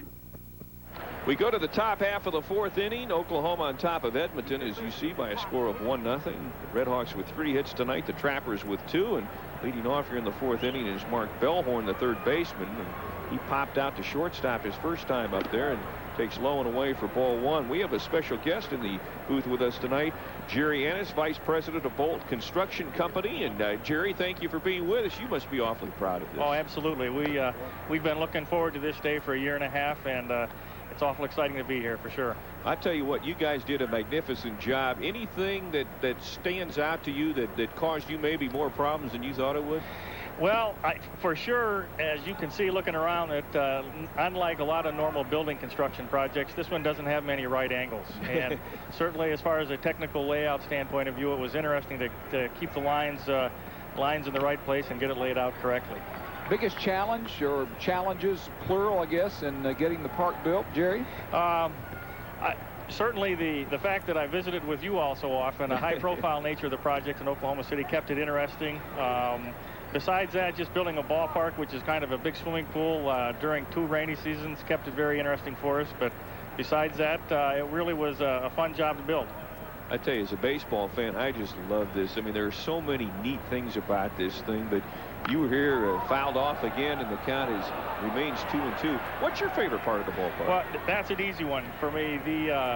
I grew up in northeastern Pennsylvania, 100 miles from Yankee Stadium, and all the Mickey Mantle, the statue, and the Mickey Mantle memorabilia really hits home for me. And that is my favorite part of the stadium. Certainly, is from a structure standpoint of view. I like the fact that the field is 20 feet closer to the bleachers than it used to be. A shot right past Sagmon into the corner in right field. And in at second base is Bellhorn, so he gets things started off in a big way here. We are talking to Jerry Ennis, the vice president of Bolt Construction. And how many people worked in this thing? Any idea? Yeah, absolutely. We had during the course of the 18 months we were involved in the project, there were probably 1,000 men and women that were involved in the actual construction here. It looks totally complete, is it? Or is there still more to do? No, for the most part, I'd say I would like to be able to say 100%, but probably closer to 99.5. There are a few light fixtures that were long lead and didn't quite get here on time, but for the most part, it's going to be hard to pick out those kind of things. Do you look back at the project and say it's as good as I thought, it's not quite as good as I thought, or it's better? Absolutely better for us. It's awful hard to look at a set of drawings when you first get involved in a project and have a total feel for how it's actually going to look when it's a finished product. But this is magnificent, and with a few more seats, it would certainly be a major league facility. Yeah, you better not say it was a disappointment and jump back on a plane and leave us. Oh no, I'm here for the long haul. No. This is really sweet. D.T. Cromer at the plate, takes outside. We've got one out, or rather no outs, 1-1 the count, a runner at second base. You know, one of the things that's really neat, you walk along the concourse and you see the baseball lights at the end of bats. I mean, it's just the whole aura of the thing makes you feel like you're in an old ballpark with all of the new things that are going on. Fly ball left field, and coming in is Norman to make the catch, and we've got one out. But I mean, it's an old stadium with a new field. Absolutely, an awful lot of architectural detail that you really do have to walk along the main concourse and take a good hard look at some of the things, because the light fixtures are one of the nice details. The brickwork on the outside of the building certainly do give it the feel for the old ballpark. You just walk all the way. I mean, there are so many things to see, and you mentioned the concourse. That's really, I think, my favorite part, because you go to get something to drink, something to eat. You can, no matter where you are, you get to see the game as it's going. Absolutely, excellent access to the field at all times, and you can walk around the park inside the fence actually and never lose sight of the ball game. Yeah. Frankie Menicino at the plate. And he takes in there for strike one. Boy, Dean Van Poppel really looks a lot better these last 2 innings. Yeah, he really has come around, and he got out of a jam when he was in one the last inning. Jerry, other projects that you've had similar to this, and what well, the ballpark at Arlington certainly is a ballpark that we compare it to in a sense. Of course, that's a little bit on a bigger scale, but address those if you will. We've actually been involved in a minor league. We built a minor league ballpark for a Seattle Mariners single-A team up in Wisconsin. Our home office is in Appleton, Wisconsin, and we have put all the luxury boxes in at Lambeau Field over the last 5 years, and the jumbotrons that have been installed there. So we've done a fair amount of sports facility projects. Likewise, we have just built a indoor basketball hockey arena at University of Wisconsin. Fly ball center field. Little backs up, makes the catch. Runner tags. Here's the throw to third. Not in time. And Bellhorn moves over to third after the fly ball to center field. So we've got a runner at third now with 2 out in the 4th inning. And up to the plate, Damon Berryhill. How much, you've got probably these numbers memorized, but how much concrete, how much of all of that stuff? I used to have those numbers memorized. There's about 12,000 cubic yards of concrete in the entire facility, 1,700 tons of structural steel in the facility, and just under 500,000 bricks actually on the facade of the building. Wow. Here's Berryhill, and he pops it to right field. Newsom, boy, he hesitated. He's got to come on fast, but he's going to make the catch, and Van Poppel gets out of a jam again. Jerry, we appreciate you stopping by. A terrific job. Thanks very much, guys. Appreciate it. Thank you. Jerry Ennis, the vice president of Bolt Construction. We go into the bottom of the fourth. Redhawks up 1-0. Introducing the Sicilian pizza from Pizza Hut. This ain't no ordinary pizza. It's a date with the bomb squad. It's oregano, basil, and garlic packed so tightly into the crust it'll make your eyeballs sweat. It ain't no Waltz and Matilda debutante cotillion. It's an all-out, in-your-face headbangers ball. They're having an all-night party in your mouth, and they ain't serving pate. This is the most intense-tasting pizza we've ever made. The energized, kicking-the-teeth mother of all pizzas. The new Sicilian pizza from Pizza Hut for only $8.99. Can you handle it? I'm already a winner. My cat's getting a platinum card, and this is disgusting. You know why these come-ons all seem the same? Because they are. You want new and exciting, see a Pontiac dealer. It's closer than you think. Here, watch this. Now get 1.9% APR GMAC financing that could save you an average of $1,866 in finance charges. That makes now the best time to buy. See your Oklahoma Pontiac Pack dealers. Do not adjust your TV. Only your thinking. Call right now so you don't let another weekend go by without great TV. Call Cox Communications tonight and get installed before 2 tomorrow afternoon, or installation's free. This weekend you'll see Breakdown, Sidetrack, Doug, Mystery Science Theater 3000, Aspen Comedy Festival, and 2 Fat Ladies. So call now. Installation's only $12.95 for 60 channels of complete basic service. Call Cox Communications at 525-8282 for a great TV weekend. But hurry, this offer ends tomorrow. And the Redhawks on top of the Trappers 1-0 as we go into the bottom half of the fourth inning, and we are joined by another illustrious guest. This one from the Big 12 Conference, Tim Allen, the Associate Commissioner. And Tim, thank you for joining us. You're going to have the Big 12 tournament here. This is impressive. I'll tell you what, we are looking forward to it so much I can't even express. I've run out of adjectives. I've run out of words, and you've never known me to go silent before, but I'll tell you what, this is incredible. Well, ticket sales is the best way to give the people a perspective of how excited you are, and the Big 12 Conference is that Oklahoma City's hosting it. Tell them all of the box seats are gone virtually. Virtually every box seat is gone. We've sold 7,000, almost 7,000 tickets.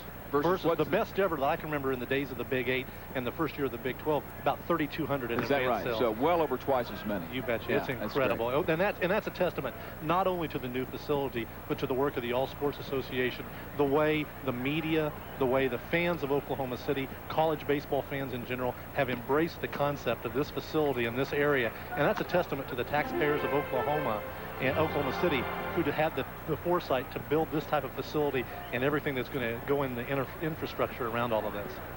This is Brett Barbary at the plate. A check swing to left field, but it's going to be caught. A line drive out there. Tyler on the catch, and we got one out. The conference has to love the facility. Now, there's no long-term deal, but you've got to think that it's going to be hard to pull something away from a facility like this. Well, you know, that's a decision that the athletic directors and the conference themselves makes. We're here for 2 years. Right, 2 years. We're sure that we're here for 2 years. I can't say it. You could say it. But yeah, I think it would be awful difficult for anybody to imagine pulling the tournament out of this facility. There's a lot of places that would like to host this tournament. Obviously, there's a lot of places that could host it very well. Within our conference, we have some good people, some good facilities and everything. But I'll tell you what, once they go through this facility, the fan support that we know we're going to have, it's going to be incredible. And I just don't even know how to describe it. I keep using the word incredible. Well, you know, at All Sports, it was a good job over there. You know, it was a success over there. So why wouldn't it translate over here to something even bigger and better? Now, for people to buy tickets, how do they go about that? Do they contact the All Sports? Yeah, they contact the All Sports Association in Oklahoma City. Their number is 405-236-5000. And again, they do a great job. They do a great service for Oklahoma City. Yes, they do. And we're really looking forward to this thing. Hey, look who we see up there. How about Kelvin Sampson? head coach of the Oklahoma Sooners. You'll that have a Sheldon. free ticket to that. Yeah, I think he probably wants me to go back and start working on his basketball schedule for next year, too. Hey, I saw that schedule. It's pretty impressive, some of the things he's doing. He got Arkansas on the road. Arkansas, Puerto Rico, too. It's going to be, it hasn't been announced yet, but the Arkansas game will be on ESPN. Oh. And so that's a good feather in their cap for one of our 3 December appearances in the Big 12. They'll have one of those on ESPN. Well, I guess if it can't be on CBS, Bill. Yeah, well, actually, I think there is going to be a CBS game that OU's playing, is it not? That they're talking about Cincinnati, maybe? That one I can't go into yet. Oh, okay. Well, I had to say it. And I didn't announce the ESPN game either, so, you know. Sheldon on the strikeout there, so there's 2 down. This is Les Norman. As we're in the 4th inning, we're talking with Tim Allen, Associate Commissioner of the Big 12 Conference. Is the Big 12 tournament, the dates are, I know you've already said it probably. May 14, 15, 16, 17. And the weather's going to be perfect. So come on out. We're going to do some specials. We're going to do some businessman specials on Thursday and Friday afternoons where you can get a discount ticket. You can come down and go to the 11 o'clock game, watch some of that, and go back to work. Yeah, right. And we'll write you an excuse. We have plenty of excuses to send back. You know, like that. The sun was in your eyes, your shoes were untied, dog ate your homework, something like that. Les Norman at the plate. 2 balls, 2 strikes, 2 out. We're in the 4th, and the Redhawks lead it 1-0. And here's the 2-2. A little high for ball 3. You're headed back down the turnpike to Dallas? Back down I-35 to Dallas tonight so we can do a little bit more work tomorrow and get ready for a lot of spring sports, a lot of spring championships in the Big 12. It's been an exciting year with 3 national championships so far, so we're looking forward to some more. Boy, there's a fastball that Norman can't get. Strike 3. Tim Allen, thank you for stopping by. Have a good trip home. Thank you. Thanks for safe travel to college baseball here in Oklahoma City, guys. See you, Tim. 3 up, 3 down. We're going to go to the 5th. The Redhawks are still on top by a score of 1-0.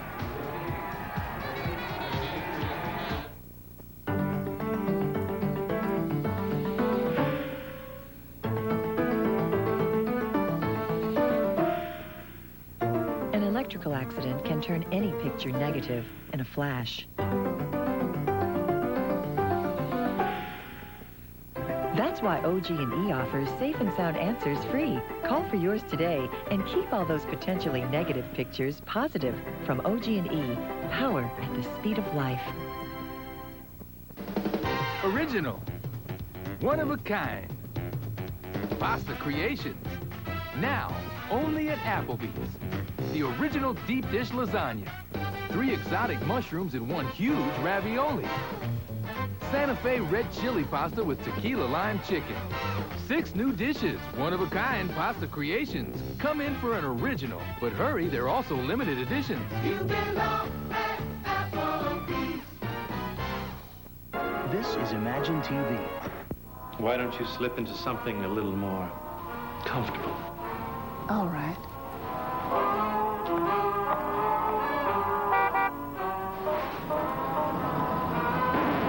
With Mercury moving upward as we... Answer the question, Mr. Okay, Smith. she wasn't with me. She was out all night with the Grand Marquis. The Mercury Grand Marquis. Till next time, imagine yourself in a Mercury. And the Redhawks on top 1-0 as we go to the 5th. A good look at some of the people having a good time at the ballpark tonight. You know, we were talking to Yogi Berra about that new book, and let's listen to what Yogi had to say about it. It ain't over till it's over. You come to the park and we'll take it. And nobody goes here. It's too crowded. And, you know, it gets dark early out here. And you tell me what time it is, I say now. That's Yogi Berra talking about some of his famous sayings. And you saw Izzy Molina hit one through the shortstop. Sheldon couldn't get that. We've got a runner at first base now as we go to the 5th inning here. And here's a replay of that action. And Sheldon just looked like he was going to make a nice play on the ball, but it went right through his legs there, and that'll be an error, and Molina's on first base in the 5th inning. Chris Harrison joins us now in the booth as Dean Blevins goes outside, and he'll be interviewing some people joining us here in a moment as Brad Tyler comes to the plate. And we'll check in with Chris here in a moment as this is the first pitch. And it's low and away. Boy, you've been around the ballpark tonight. It's beautiful, and isn't then it? some. And then some, yeah. I tell you what, it's a beautiful night. It was a lot colder this morning than it turned out to be tonight. Great weather, a great crowd. I tell you, I don't know if they have enough vendors out here. The lines are just out the door, and the crowd's having a great time. Tyler at the plate, and he swings and misses. Van Poppel has really come to life over the last couple of innings. after a slow start. It's 1-0 Oklahoma on top.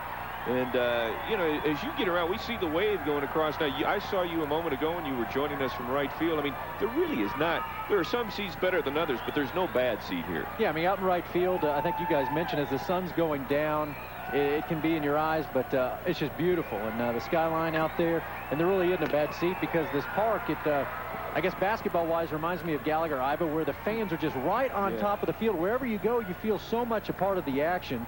And even when you're in the mezzanine level waiting to get some food, you can still hear and you can still see the field. So a great park, and kind of like the ballpark in Arlington where they kept the fans in mind the whole way. And there are monitors all over the ballpark. So Tyler with a 1-ball, 2-strike count. Got him on the corner, strike. Nice shot, strike 3. Get out of there. That's the strikeout on Tyler, and that's number 3 for Van Poppel.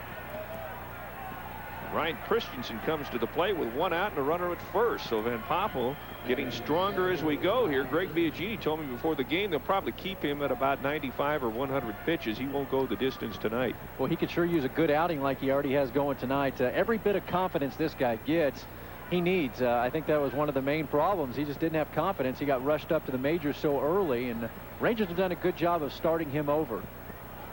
And the throw over to first, Sagmon over there. And easily back at first is Molina. 1 out. We're in the top of the 5th inning in the new Bricktown Ballpark. And Bill, a couple guys that wanted to say hi. I was down in the Edmonton Trapper bullpen. Steve Connolly, a former Sooner, is in the A's organization. You already mentioned A.J. Hinch, who's up with the majors. Well, there's a nice bunt. Rona's going to have to make a great play. He didn't get there in time. Ryan Christensen beats that one. Boy, that was a beautiful bunt. It just kind of hung up there. And so that puts runners at first and second. Rona did just about everything he could. Well, maybe if we can have another look, I don't know, but he may have been able to let this one roll foul. It didn't quite stop. As you look at the replay, it might have been going foul. If he'd let it go, tough call there. I mean, he has to make a quick judgment call, and made a good play, just wasn't in time. Well, that brings up Mike Neal, 1 for 2 with a single. Runners at first and second now with 1 out here as we are in the top half of inning number 5, 1-0 in favor of the Redhawks. But another name that folks might be familiar with, Gary Hott out of Chickasha High School, is in the Edmonton bullpen as well. So it's an old homecoming out there, and they love the new park. Of course, nothing like this was here when they were back at school, so they love it, and it's great to be home. Strike 1. Van Poppel gets out ahead of Mike Neal. Yogi Berra, when you come to a fork in the road, take it. Can't go wrong with that one, can you? That nobody goes there. It's too crowded. Those are my 2 favorite ones. Here's the pitch. Oh, had some heat on that one. Swinging a tip foul. You got to like about Van Poppel tonight, every time he's gotten himself in a jam like he is right now with men on first and second, he's been able to squeak his way out of it. Yeah, he's done a good job. He's gotten some help. Got a double play ball earlier. But now after the error by the shortstop and that tricky little bunt, he's in a bit of a jam here. 0-2, though. He's ahead in the count to Mike Neal. And he works from the stretch. Ooh, nice breaking ball. Got him again. Another strikeout. And Van Poppel now with 5. And we were talking earlier, and I think that his ability to get that breaking ball over has made his fastball that much quicker. But with 2 strikes throwing a pitch like that, pretty hard to hit. That was great. Usually when he gets in a bind, he just goes to his heat. And you take a look, that's a beautiful breaking ball, and the speed's different. And you see the batter just completely fooled and dropped the bottom out of that one. Great pitch. Here's Jason Wood, who's 0 for 2. He flied out and struck out. And I think guys are expecting the fastball when he gets in a jam, so that's why it was great to change it up a bit there. Boy, look at him paint those corners. Another strike on the outside corner. So it's 0-1. You see Jason Wood 0 for 2 tonight.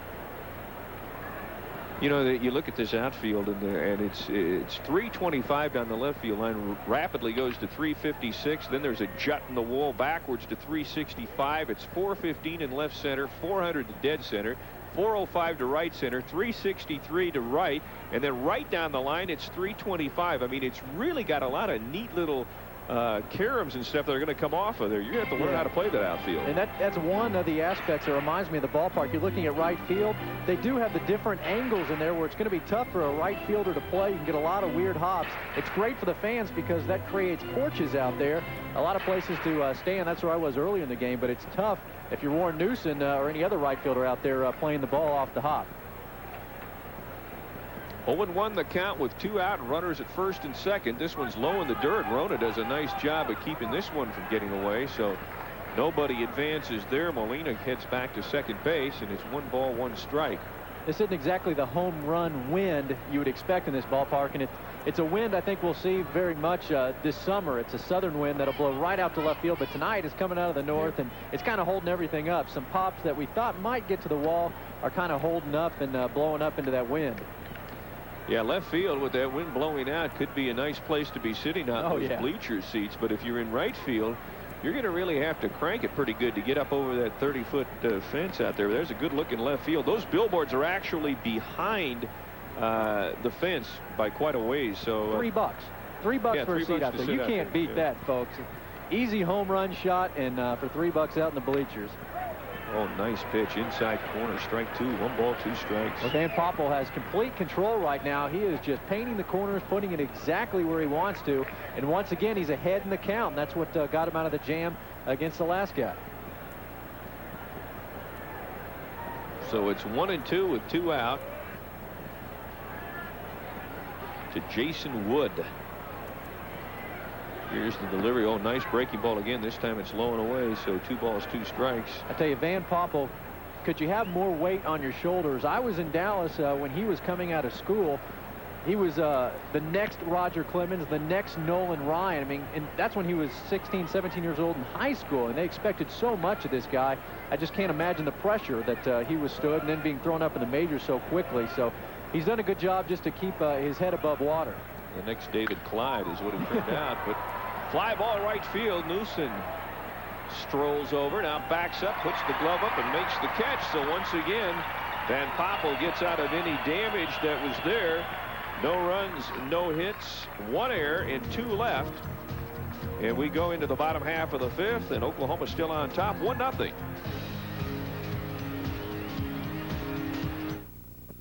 Boy, does this feel like a good old Denny's. I got hot cakes, even got Fabian playing. That's not Fabian, that's Frankie Avalon. No, it's Fabian. I know Fabian. I had all the singles. Don't tell me it's not Fabian, please. Oh, yeah? You think you know Fabian? Yeah. I'll be right back.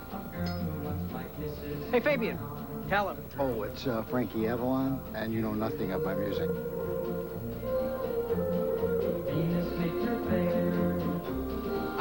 Pass the salt.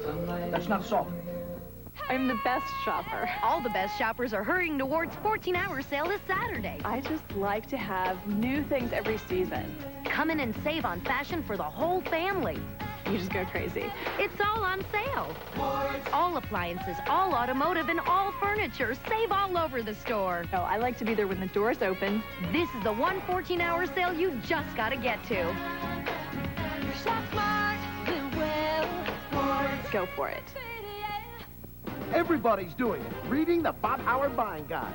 Because the price you see is the price you pay at Bob Howard in Edmonton. Your choice at Bob Howard Chevrolet in the Auto Mall. New 98 Camaro or full-size pickup, $14,988 or $223 a month. New 98 Chevy Cavalier or S10 pickup, $99.99 or $159 a month. Saturday and Sunday in the Oklahoman and at over 200 7-Elevens and area convenience stores. Find it at Bob Howard Chevrolet under the Oklahoma flag. Look at the new Redhawk mascot. He's ready to go. We've also got the Montgomery Ward's trivia question number 2. We talked about the 6 nicknames earlier. How about this one? Who is the only Oklahoma City 89er manager to make it into the Baseball Hall of Fame? Tough question. We will give you that answer later. We go into the bottom half of the 5th inning. Tom Quinlan will lead it off. Those kids, there's Clay Bennett, the president of the ball club. It's got to be a great day for him. Yeah, I think for any baseball fan, but especially for a guy who's been, getting everything ready like he has. There's a rip into right center field, base hit. Quinlan with his 2nd hit of the ball game. He doubled earlier, so he's 2 for 2. Came in hitting .333, so that certainly helps out the old average. So Quinlan aboard with a single, and Rick Rona will come to the plate. Nice shot right up the middle, goes down, and doesn't try and do much with it, just gets it out there, and a nice base hit and a way to start the inning off. Not a whole lot of offense. I kind of expected a little bit more in this game, especially from the Redhawks. The Trappers have been giving up some runs so far this year. Yeah, their pitching staff has not fared well at all in this opening, couple of weeks of the season. Well, let's see if Rick Rona can help out the cause here. He squares to bunt and does not get the ball down. It's a foul, and it's that's one of the lost arts of baseball. I think you don't see. I don't know if it's because of designated hitters and artificial turf or what, but not that many people can bunt the ball as well as they probably should be able to. Yeah, it's something that in the college game is a must, and you see it all the time. That's one of the things I love about college baseball. That's what, they work on that, and that's a set deal, moving the runners over. But, yeah, it seems as you get older, as he squares off, and that's not bad. No, that'll work fine. He gets the tag there, but it does the job moving the runner over to second. So Quinlan goes to second. Sacrifice bunt works, and there's one out, and that'll bring up Mark Sagmon, who flew to right. The only thing I don't like about college baseball is the aluminum bat. I wish they'd get rid of that. But there's a nice square there and lays it right down the first baseline. Maybe a little more than he wanted to put on that one. But as Bill said, he got the job done, and that's advancing the runner to second base. So now man in scoring position and a chance to put a little insurance on the board. Mark Sagmon at the plate with a runner at second. And let's go out to Dean Blevins, who's got a special guest. Dean?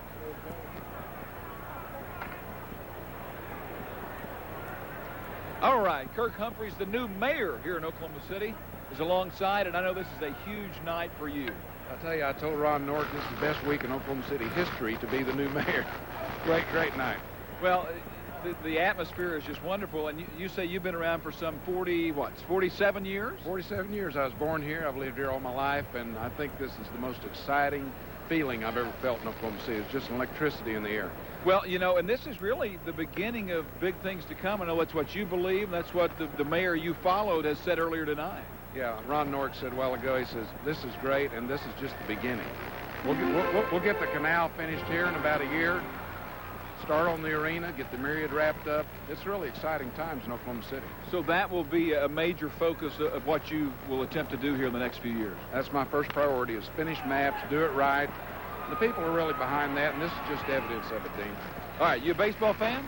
Oh, not a great one. My brother's a great sports fan, so I watch the World Series. Craig Humphreys, his brother, and he's a guy that is a radio mogul in town. But any other message to the city of Oklahoma City? We think we have a lot of viewers tonight out there. They've already voted for you, or a good percentage have, but any other message to the city tonight? I tell you, if you're not down here, come on out this weekend. It's just great out here. Good. Thank you, Mayor. Good to see you. Congratulations. Good to see you. Thanks. All right, Bill, there you go from the mayor. Okay, thank you, Dean. Mayor Humphreys. And Craig, a talk show host. His brother, he loves baseball, loves golf. He was at the Masters. Every year. Every year. That's a good gig. Sagmon with a bouncer to first moved Quinlan over to third. So we've got two down here, a runner at third.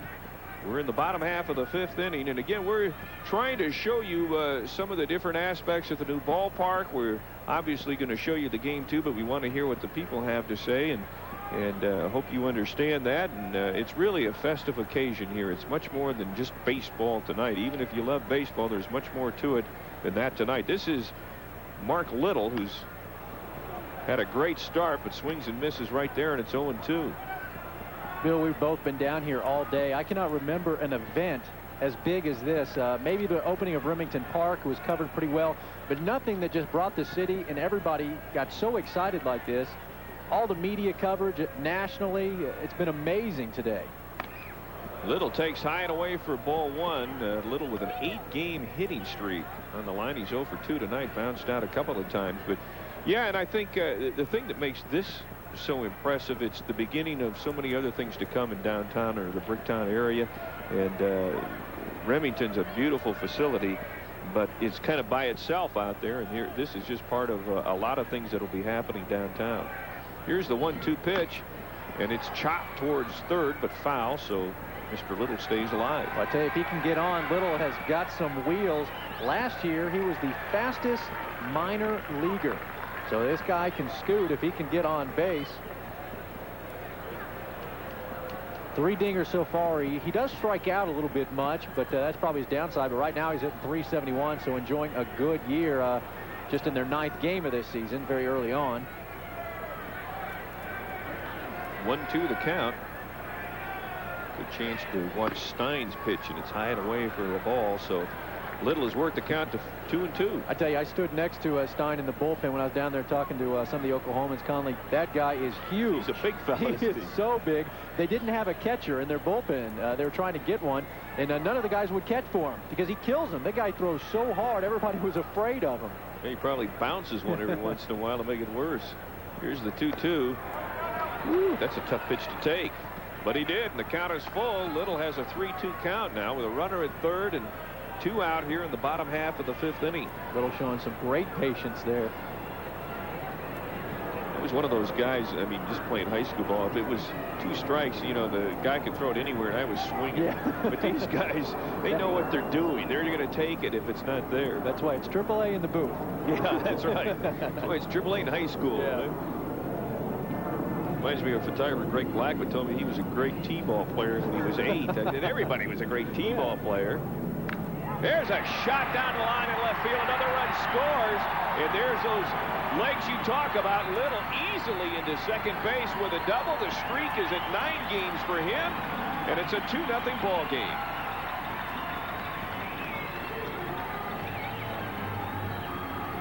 The look, Little getting around on this one, got the arms out ahead of the pitch, pulls it left field just fair, and Quinlan easily scoring from third base. And as we said, Little's got the wheels. He had no problem stretching that into a stand-up double as he sees that one go, and he is gone, waved around. So now another man in scoring position, still 2 outs in this inning. Yeah, that's the impressive thing about that hit. He was down, I believe, 0-2 in the count, worked it to 3-2, gets the double with 2 outs, and it's a 2-0 ball game. This is T.R. Lewis, who is 0 for 2. He's bounced out twice. He's the designated hitter tonight. And Little making the pitcher throw about 10-11 pitches in that series, so a great job. That one misses, so it's ball 1, and Izzy Molina, the catcher, is out to talk to pitcher Blake Stein.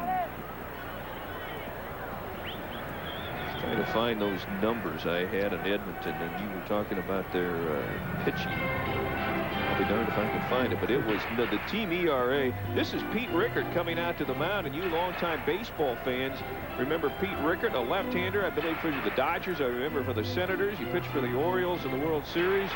Pretty good left-hander in his time. Edmonton's team ERA 5.13. Oklahoma's 4.66. We were talking earlier, Dean and I were about, you know, the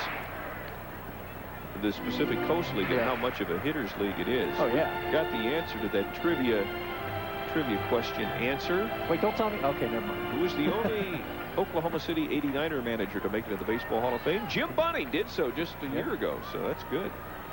Also made it to the U.S. Congress. Just a few finishing touches still left to go in this ballpark, and there's Little going. There goes Little. Did he get it? No, he is thrown out at third, so he was trying to make something happen there. Probably should have stayed at second base. It would have scored him anyway. So caught stealing ends the inning, but the Redhawks do get another run, and they get 2 hits, and we have gone through 5, and our score is Oklahoma 2, Edmonton nothing. Back with more after this.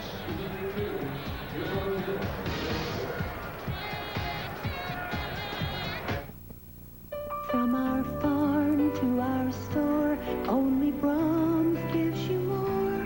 Only Brahms gives you so much more. Take 2 rich brownies from Brahms' own bakery. Add Brahms premium ice cream and then pour on hot fudge, a shower of toasted almonds, whipped cream, and a cherry. You get so much more when you ask for a brownie fudge sundae at your neighborhood Brahms. An electrical accident can turn any picture negative in a flash. That's why OG&E offers safe and sound answers free. Call for your copy today and avoid the negative. With OG&E, power at the speed of life. An electrical accident can turn any picture negative in a flash. That's why OG&E offers safe and sound answers free. Call for your copy today and avoid the negative. With OG&E, power at the speed of life. Hey, how are little people doing today? Just having the Sicilian from Pizza Hut, Mr. Porter. Yeah, well, how about a slice? You know, sir, you can't handle the Sicilian. Being a shallow corporate raider can't prepare you for garlic, basil, and oregano with the blast of cheese, herb, seasoning that explodes in every morsel. Napkin. Introducing the Sicilian pizza from Pizza Hut, the mother of all pizzas, just $8.99. I hope I wasn't out of line with that shallow corporate raider crack. The Sicilian pizza from Pizza Hut. Can you handle it? Welcome back. Good start for the Redhawks. We played 5. They're up 2-0. One of the celebrities, former Mantle teammates that were here, Ryan Dern, and he loves coming to Oklahoma. He talked to us about it. I always loved to come to Oklahoma. The people down here, I think Will Rogers had kind of the right idea about it. He never met a man he didn't like, and I never met anybody from Oklahoma I didn't like, you know. Ryan Dern. Mark Bellhorn at the plate now, and it's 1-0 the count, and he rips this one into right center. Little goes to his left. Camps under it and makes the catch. Ryan Dern, back in the late 50s, was a premier relief pitcher, and he used to wear those teardrop thick eyeglasses, and he'd come in. He threw about a 95-mile-an-hour fastball, and he'd always throw his first one way up high, like in that Bull Durham movie. Oh, yeah. Yeah, that's where they got it. Ryan Dern actually did that. Throw at the mascot. That's right. Why? Shut up. Just do it. You didn't want to bat first against him. Reminds me of Randy Johnson last night throwing against Kenny Lofton. Boy, was that some wild stuff. This is D.T. Cromer. He's 1 for 2 with a double. Also had a stolen base. And Popple looks great right now. There's some action going on in the bullpen for Oklahoma. Another breaking ball in there. Nice pitch right there. 1 ball, 1 strike, 1 out.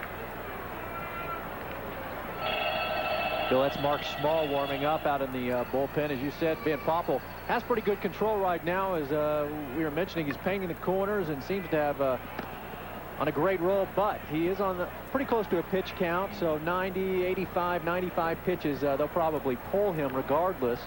So they're getting warmed up in the bullpen. That's number 35, Mark Small. There's a look at Van Poppel.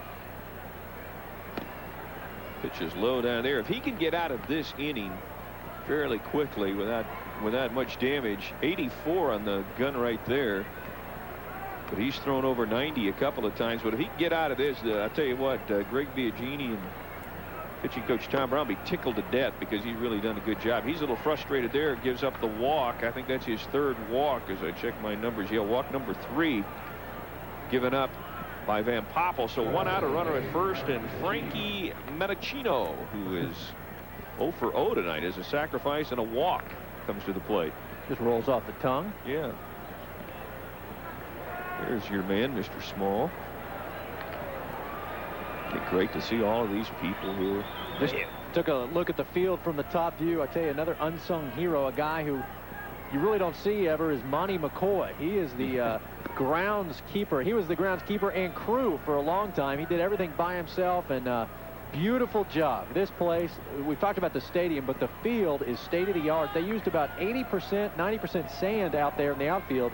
So what that means is it could rain 3 inches in 1 hour and it would all drain. So basically, as long as they cover the infield, there will never be a rain out. That's impressive. Yeah, it really is. This is just a terrific facility. I have a funny, I was talking to Monty, I guess last week, and we were watching the Redhawks take BP, and he says, you know what, Chris, if I won the lottery, what I'd do is build a ballpark just like this, build this field, and I wouldn't let anyone touch it or play on it. It would just be to come look at, like a museum. I said, Monty, that kind of defeats the purpose. Yeah, but that's the way it is with those guys. He did a terrific job at OU, did it here as well. Swing and a miss. There's a strike, and it's 1 ball, 2 strikes. Tim O'Toole's done a great job, the new general manager. John Allgood with all of those media requests we were talking about earlier. I tell you, life has been hectic for those gentlemen over the last month or so, but this is a night they've been Rowdy the Red Hawk enjoying the game. Rowdy the Red Hawk kicking back in the Edmonton. He's in the enemy's dugout over there. Stealing signals. Yeah. There he goes. It's low. Rona can't hang on another stolen base. So Cromer gets his 2nd steal of the night. There's a runner at 2nd now, and a 2-2 count on Menachino. There's a look at Rona. I don't know if he would have gotten him anyway. He got a great jump off at first. There's a look. See, he had a fantastic jump, and he was in there all the way. And Rona came up throwing, but lost the grip. And now a man in scoring position as the count goes to 2-2. That's another thing we were talking about earlier. Van Poppel needs to work on is a big guy like that. It's not unusual. It takes a long time to get the ball on the release. And here's the pitch. It's just a little pop blooper, and that's going to fall in. That'll score a run. Little quickly gets the ball back in, but Cromer comes across to score, and we've got a 2-1 ball game with Oklahoma on top at an RBI single. Looks like a line drive in the box score for Mendocino. And all of a sudden, that stolen base by Cromer comes up big, his second of the night. Put him in scoring position, and on the very next pitch, just goes down a little bloop, didn't get anything on it. But especially with that wind blowing in from left field, that wasn't about to be caught. He thought about halfway, good base running, and then takes off to pull his trappers within 1. It'll bring up Damon Berryhill, who's 0 for 2 tonight. He popped out and flied out to right field. There's a name that's been around the bigs for a while. Long-time Chicago Cub catcher. Not a lot of speed, so if he hits one on the ground here, you like to think you could get 2 out of this one. 1 out with a runner at first. He's had some pretty good years in the bigs and traded over to the Oakland organization. He's had some injury problems over the last couple of years that kept him from staying in the big leagues. Throw over to first. Moan puts the tag on, but easily back is Mendocino. Now up in the bigs, I guess he's behind A.J. Hinch in Midwest City. Yeah, we were talking about him. Yeah. That's a great story. Oh, beautiful. How about hitting your first dinger in Fenway Park? How about that's something you'd remember? Belting one over the Green Monster. Throw back over to first again. Oh, north wind blowing tonight, but I tell you, it's not near as bad as I thought it might be. Gary did a nice job tonight keeping that it's really about time. cold. You know, it's about time. You better be careful there, buddy. Here's the 0-1 to Berryhill. It goes the opposite way. It's fouled. We were talking earlier, and one of the greatest things about this place is how many foul balls you're going to get, because no matter where you sit, you got a really good shot at it. The thing is, you got to pay attention, because boy, they're going to hit some line drives at you out here. Yeah, that net doesn't go very far, so first baseline, third baseline, you better keep watch. The same thing over at All Sports, though. You're pretty close there, and there were some shots. 0-2 is the count on Damon Berryhill. Isn't it great? They take that just sweeping shot right there, and it's still just amazing to think this is in Oklahoma City. And you're looking up there in left field above there. That's the restaurant that isn't open yet. I don't think they've even decided which restaurant is moving in, but they hope to get someone in there and open pretty quickly. That'll just be another one of the many amenities in this beautiful park. There's a restaurant up here on the club level directly behind home plate, and then there's going to be a neat restaurant and a porch out there and left. And there you look at it right there in the KWTV 9. Look at that shining off the window. Did we plan that? That looks great. Of course we planned it. I would hope so anyway. So that's going to be neat when that opens up at the porch to kick back, eat a little dinner, and watch the game. And they moved a bunch of other great restaurants in here, too, down on the lower level that anyone with any ticket can go to. A much bigger variety than they had over at the old park. Throw over to first, and again, Mendocino gets back. Van Poppel's a little worried about this because he's had 3 stolen on him already, and he knows that Rick Rona doesn't have the greatest arm, and he's got to get the ball over there in a hurry, or at least hold that guy on first a little bit better. You're really in double trouble with Van Poppel's rotation, and then you have Rona behind the plate, so they should be running on him. Fouled right back up on the screen there, so the count remains 1-2. Berryhill's, as we said, a veteran, so he's seen just about everything you're going to see, and he works the count pretty well, knowing that Van Poppel may not be around much longer anyway because of that pitch count, and the bullpen continues to work for Oklahoma. But again, Van Poppel is up in the count, and so far tonight, when he does get ahead, he's been pretty strong and had pretty good luck. See if he throws a breaking ball here. It's worked for him before, the last few batters. Here it comes, and the 1-2 pretty much went with the heat there. Yep, fouled off, so Berryhill staying alive. I think Rona's called a good game for Van Poppel. They've mixed it up pretty well and kept him off. How close to your home is crime hitting? News 9's Crime Tracker taps into a database to show you Friday and Sunday nights at 10. Kelly Ogle and Crime Tracker on News 9. Kelly looks pretty good there. I'm sure they're running around the park somewhere tonight. Kelly better be back at the station getting ready for the news with Jennifer tonight. Throw over to first, and again Minichino's back. 2-1, Oklahoma on top. We're in the top half of the 6th inning. Damon Berryhill, the hitter. There's a run in here for Edmonton this inning. Mark Small continues to work out in the Redhawk bullpen. Here's the 1-2, and it's lined into right field. That'll put Minichino. That will bring him all the way home. Newsom gets the ball, gets it in. Oh, they're going to hold him. I think he could have scored there. So Oklahoma gets a break, but runners on second and third now after the double to right field. And be interesting to see if Craig Biagini comes out, and I believe we're going to see him make a change here. Small's been warming up now for about 15 minutes, and Biagini makes the call right there. A solid shot, and I tell you, Newsom, he's got some wheels too, and he did a great job of cutting this off before it got to the wall, because if it did get to the wall, that man right there was going to come around to score. I think he might have had a good shot, because the throw coming in was kind of off balance. But I guess better be safe than sorry with 1 out. You want runners. You're 1 run away from tying this up, so you want that run to count when you get it to third.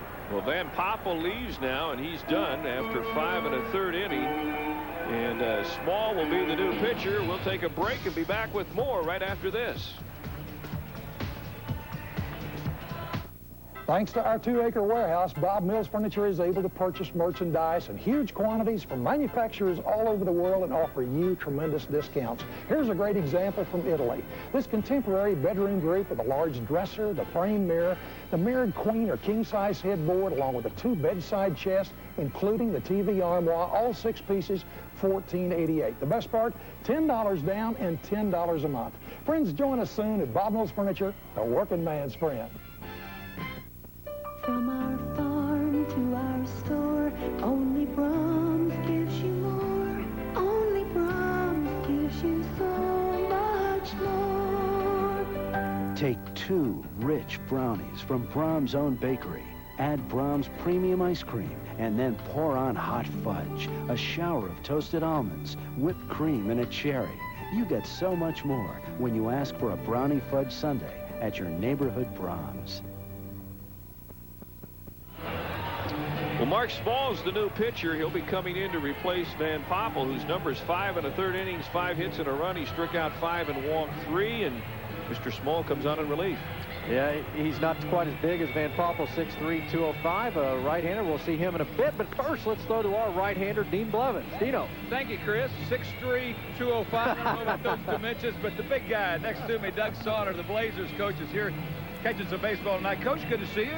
Nice to be here. Beautiful night. This is a nice night in Canada, you know. The guys from Edmonton, they think this is a beautiful night. Yeah, guys, you see, he said the guys from Canada know how to come dressed, by the way, with these gloves. Hey, Bill and I were listening a little bit earlier, and we heard 2 guys singing the Canadian national anthem, you and Fergie, right? Yeah, Ferguson Jenkins and I are the 2 proudest Canadians in the whole crowd here tonight. It was nice opening ceremonies, and nice to walk around the park. And I'm an old baseball fan. My family played a lot of baseball.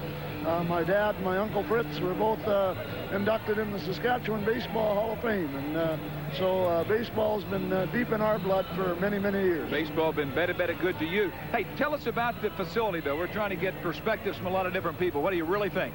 Well, I think it's state of the art. I think that, it'll take a little while for them to get all the little nicks and little mistakes out. The lines are pretty long downstairs for beer. They probably need a few more concessions. Coach, I see he's drinking coffee, guys. I don't know what he's talking about.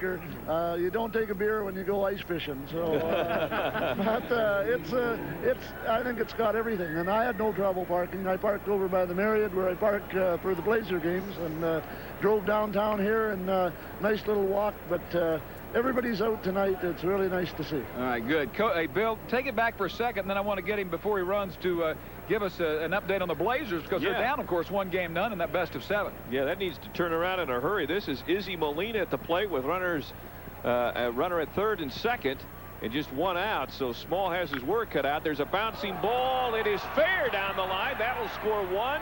That'll score 2. Molina makes the turn, goes to second. Here's the throw. Not in time to score. And Greg Biagini doesn't like that at all. He's going to go give the umpire a piece of his mind.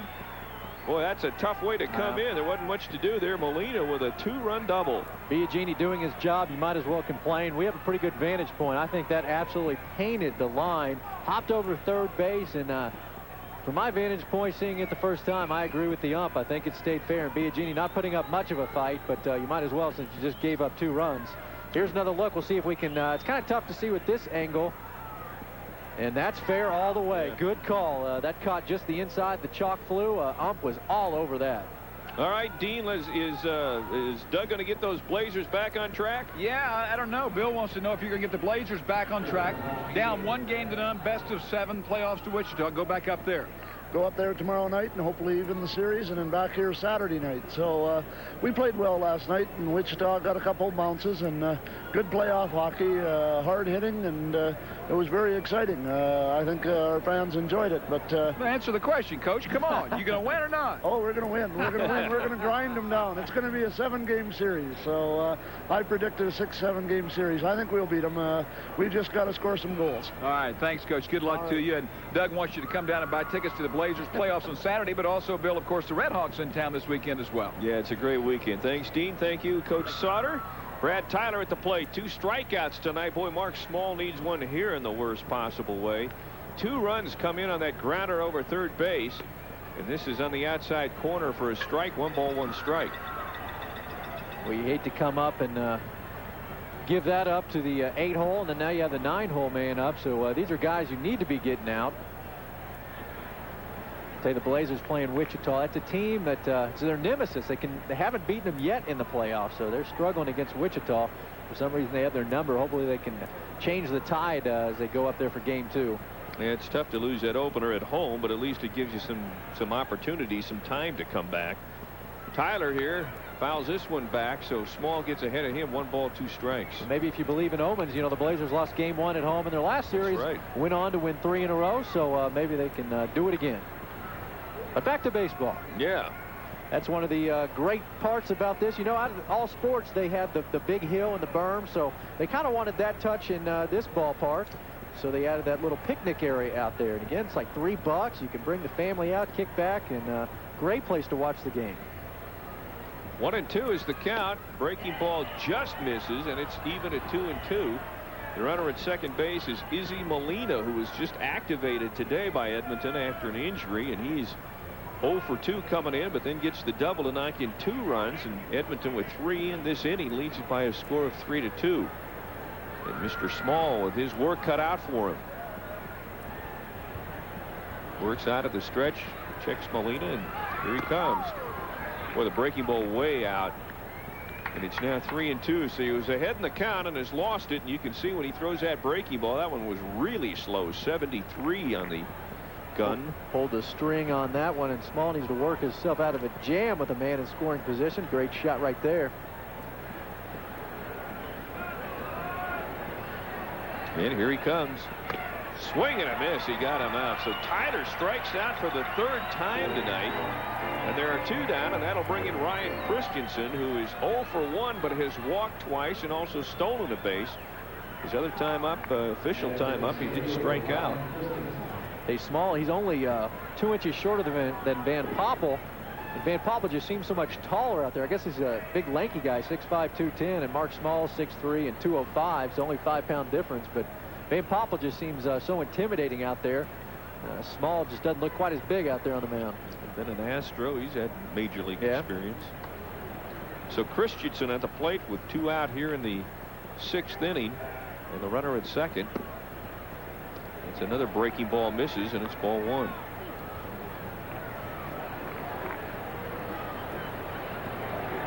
Ryan Christensen. Stolen base tonight. He bats with the runner at second here, and 2 out. Edmonton with 3 runs in here, lead at 3-2 in the 6th inning. Good pitch. Catches the inside corner. Loves that breaking ball. He likes to take a little speed off that pitch. He took a lot of speed off of that one. And the Redhawks here in the next actually here for a good part here the next week. So your chance to get out here again. There are tickets available for tomorrow. Misses low and away there. There'll be quite a few tickets tomorrow. Not very many for Saturday, but still some. So I tell you, Sunday I think would be a great. There's tickets for that one. An afternoon game. I think 2:05, something like that. A great start. It'd be fun to be out here for a Sunday afternoon game. Before it gets to be 108 degrees and you melt, it'd be great to kick back out there in the porch. 2-1 the count on Christensen, and here we go. Fastball misses, and it's 3-1 now. 83 miles per hour on that one. Had 19 saves with Tucson back in 1995, Mr. Small did. He's not unaccustomed to relief work at all. Again, talking to Greg Biagini before the game, he says, you know, there's a lot of things. The mound will be different. The way the ball comes off of the fence, your sight lines. I mean, everything's different here. As there's ball 4, Christensen walks again, and now there are runners at first and second. That's going to 2 out and bring a visit from the dugout there, as Smalls had trouble ever since he stepped onto the mound. Biagini, a look of concern, not happy with this outing so far. No, that's not what you want your relief pitcher to do. He's got to come in and throw strikes, at least make somebody hit the ball. Has not been able to do that yet, so the pitching coach goes out to have a word. Redhawks do not have anybody working, so the ump's going to say, let's break this conference up and get back to playing ball. But yeah, you brought up a good point. These guys practiced only a couple times in this park, and that's going to make a big difference, especially for the pitchers, as you mentioned, getting used to all the new parks in the Pacific Coast League. But this is one of them. I mean, their home field advantage isn't going to come into play for a while until they get used to this place. That's exactly right. Mike Neal to the plate, 1 for 3, flat out, singled, and struck out. Actually, Bill, a lot of these guys are still looking for a place to live because they just got home yesterday.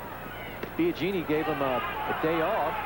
Well, there's a wild pitch. That moves the runners around to second and third, so I believe that one will be ruled a wild pitch. Rona didn't have much of a chance there, and Small is not having a good outing at all right now. Well, that one was in the dirt. Definitely a wild pitch. Rona actually did a great job. Moved over, kept his body in front of it, and did the work, but thought it got behind him, so he turned around, didn't know where the ball was. As I was saying, Biagini gave the guys a day off. Everybody's looking for a place to live right now. So these guys trying to get settled in their life, much less baseball right now. Yeah, that's a good point we forget about all the time. But these guys are trying to find a place to live. They've been on the road for the first 8 games of the season. And Small misses again, and it's 2 balls, no strikes on Mike Neal. Still, I guess they're hoping he's going to work his way through this because the bullpen is quiet right now.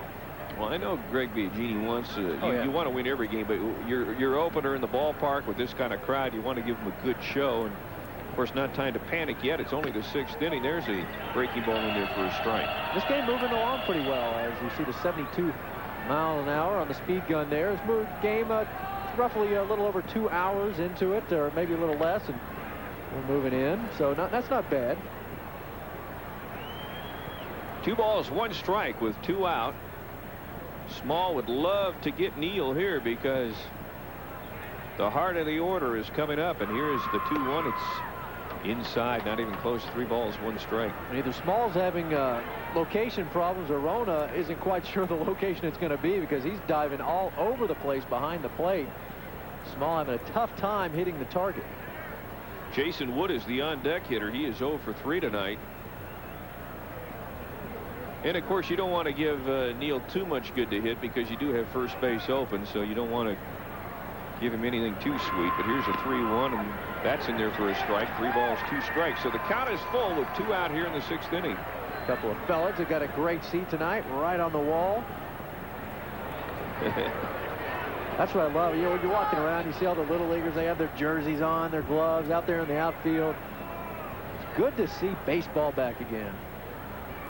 And the manager was hitting little grounders to his son, Tanner, today. I met before the game. You make a big leaguer out of him yet. Yeah. Boy, there's a big breaking ball. Strike 3, got him swinging, but not before 3 runs score for Edmonton. So we go to the bottom half of the 6th. The Redhawks will be back at the plate, trailing by a score of 3-2.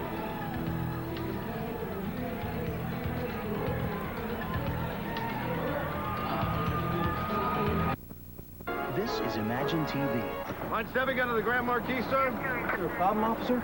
Huh? Just want to take it for a spin.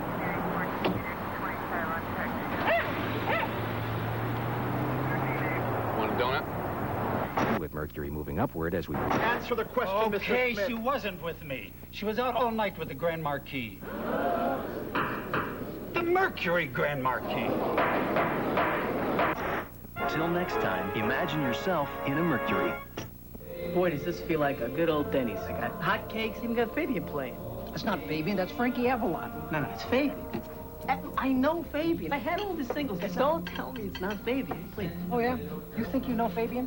Yeah. I'll be right back. Hey, Fabian, tell him. Oh, it's Frankie Avalon, and you know nothing of my music.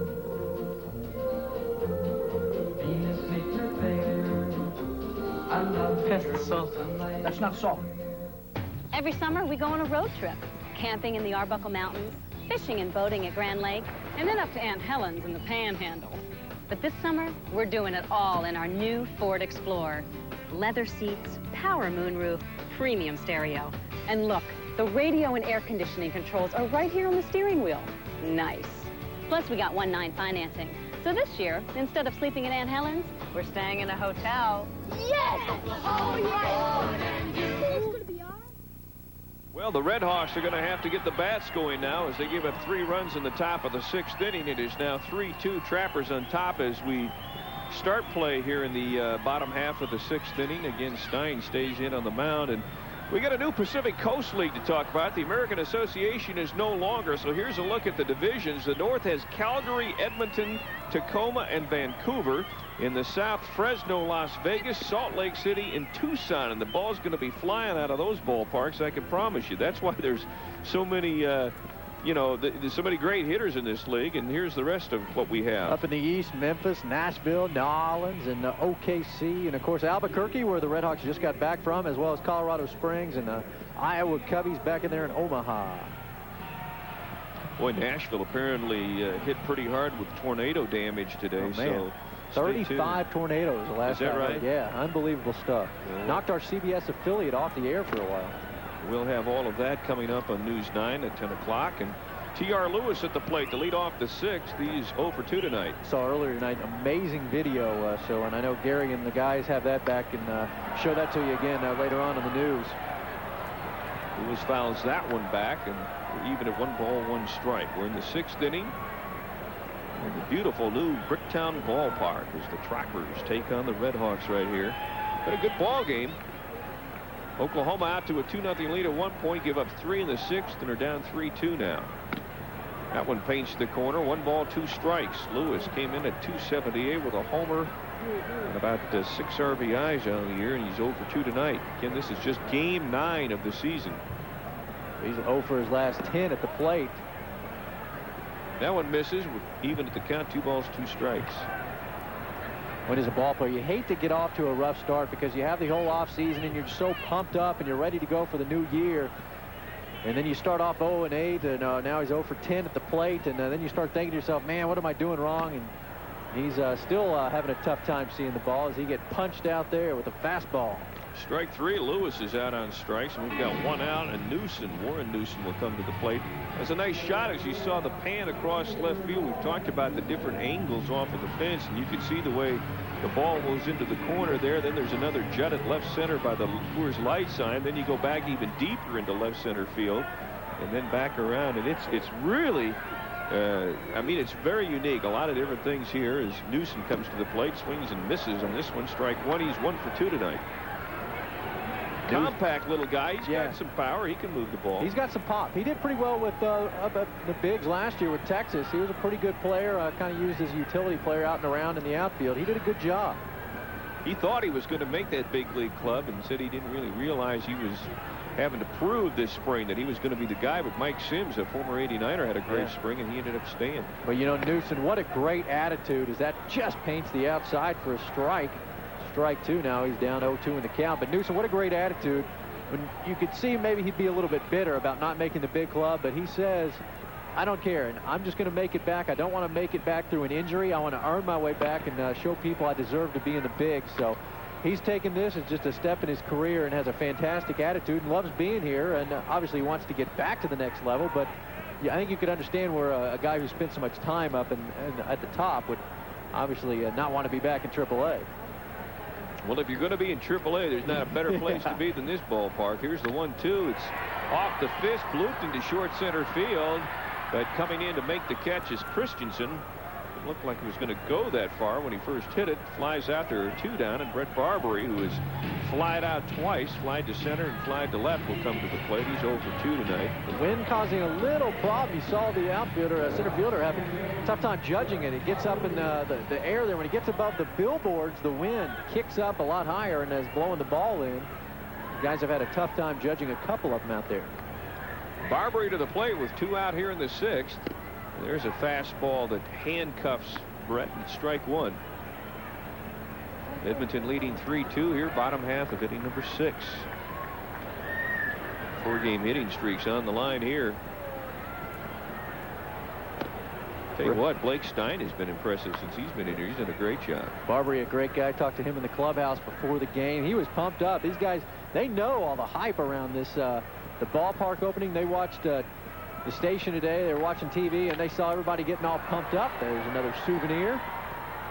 And so they knew how pumped up this city was. They were glad to get back. They've been playing in front of 2,000, 1,500 fans, and to come back in front of 13, 15,000, they were pumped up and ready to go. 1-2 is the count to Barbary. Chokes up. About an inch on the bat there, and here's the pitch. Oh! Man, tough call inside. That was a tough one. So Stein gets 2 of the 3 men out on strikes. 3 up, 3 down for the Redhawks. We have now played 6 complete innings, and Edmonton is on top. Our score 3-2.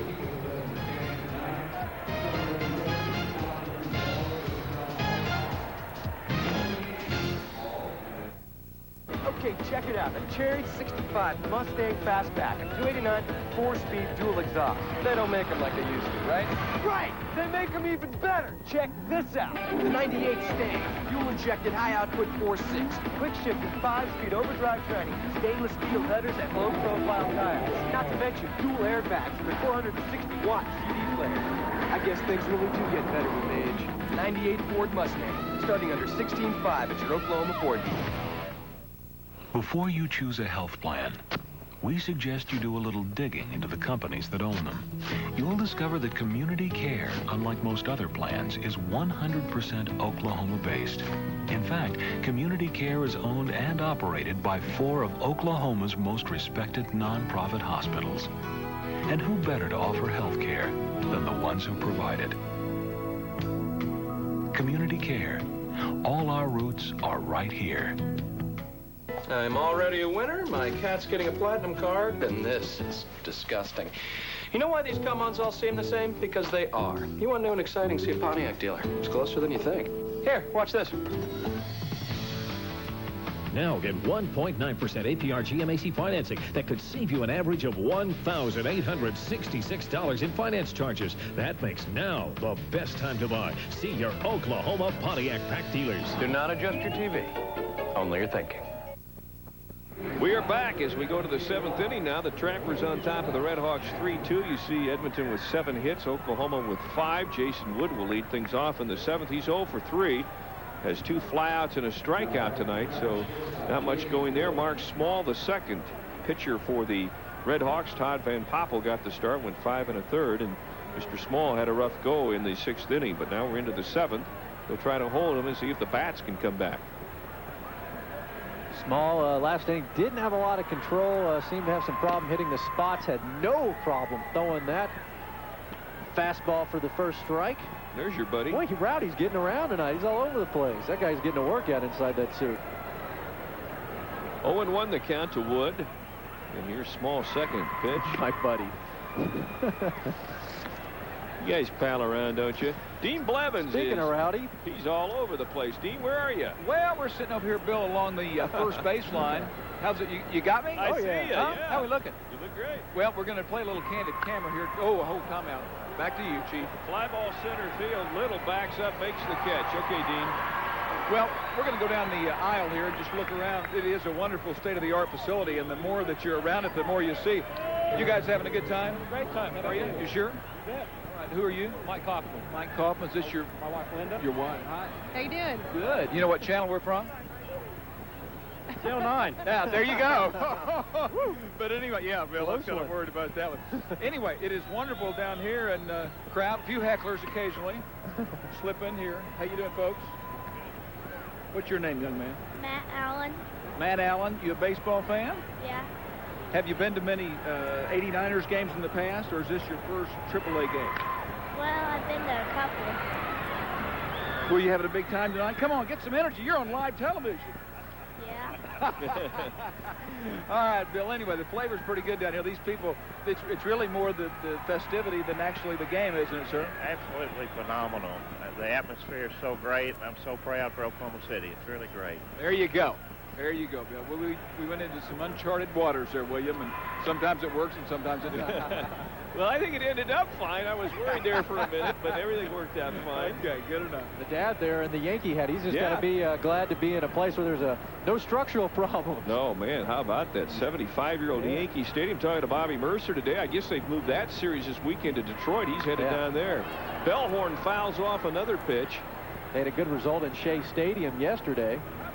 Well, you know, Darryl Strawberry hit one out, and of course, he's I guess the most prolific home run hitter in Mets history. He was just back home. Glad to be back home. And I love that they have the big Mets apple out in center field and raises every time someone hits a home run. When Strawberry hit it, they lifted the half apple. So yeah, he got it down in a hurry, didn't he? Misses outside on that one, so it's now a full count, 3 balls, 2 strikes on Mark Bellhorn. He's 1 for 2 tonight, or 1 for 3 tonight with a double.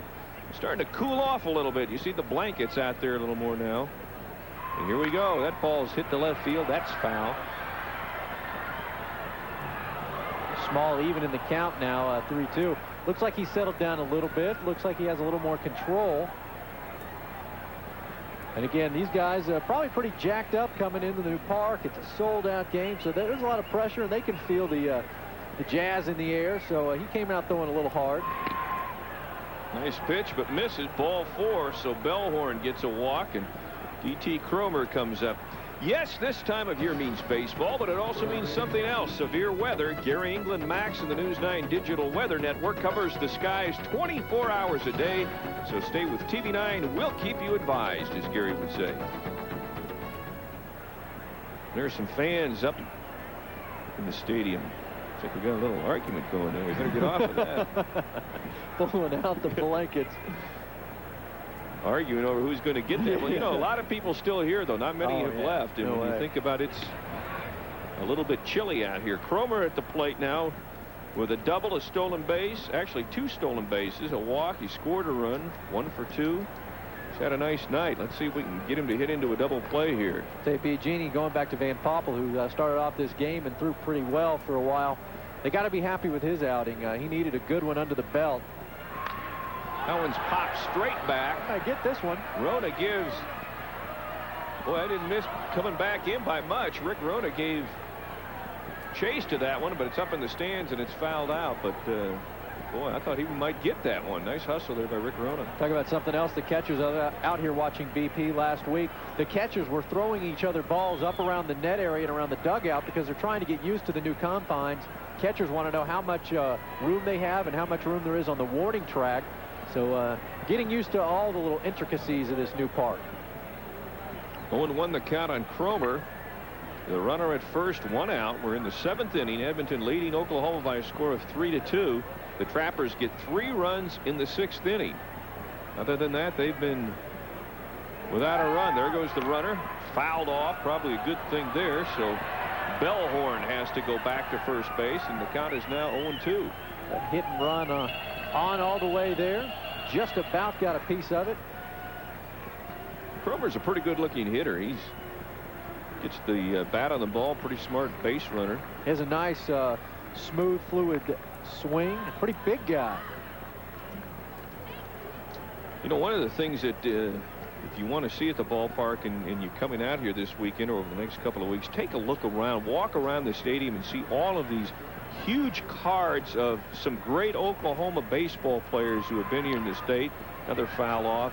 I mean, you see shots of Warren Spahn, Mickey Mantle, the Wayner brothers. It's just, and it's like a huge baseball card, but they're all over the stadium. They've done a great job of You know, just like the ballpark did, we keep bringing that up, but it really is a mix of the new, but they kept the nostalgic baseball feel of it. There's green everywhere, and, you know, the walls, the seats everywhere, so you still feel like you're in an old-time park, but everything is state-of-the-art, and they've done a great job of including Oklahoma's past and all the great... Well, we got an interference, I think, call right here, so we're going to have an interference call on the catcher. He got his glove out there, and I believe Cromer was interfered with. Well, Bill, I think, and we'll have to take another look, I think Rona was calling for a pitch out. Yeah. He was, and Small didn't get the call. Threw a fastball low and outside. Rona was moving out for the pitch out, and the swing caught Rona's glove, and they're out there talking, going, hey, let's get these signals straight before I lose an arm. Well, that's a real easy way to get hurt. Yeah. So interference on the catcher there puts a runner at first and second now. So Smalls had all kinds of trouble tonight, and Frankie Menachino, who has walked, sacrificed, and singled and scored a run, comes to the plate. And you talk about needing a double play in the worst way, and Mr. Small needs to get this one to hit on the ground. Interference call unfortunate because it was a great call on the pitch out. Bellhorn was going. So Rona might have had him dead in his sights before the little mix-up between he and Small. That ball hits the corner for a strike. We've got some action in the Oklahoma bullpen again. Small has definitely struggled out here. Menachino at the plate. And the Trappers really threatening again. Jimmy Myers, 6'1" right-hander, warming up now for the Redhawks. Just got up about 3 or 4 minutes ago. There's another wild pitch. Rona has to go chase, and the second wild pitch for Small, and this is kind of a disastrous outing for him. So runners now move to second and third. Eugenie looking at his card, making some more motions to the bullpen. He's putting them in overdrive over there as he's trying to come up with some answers now. This game is getting on into the 7th. And Small has had all kinds of trouble since he came in. Looked like at the beginning of this inning he was settling down, getting his stuff back, but he and Rona just haven't been on the same page. Well, now it's Menachino who's got a chance to do some damage again with runners at second and third.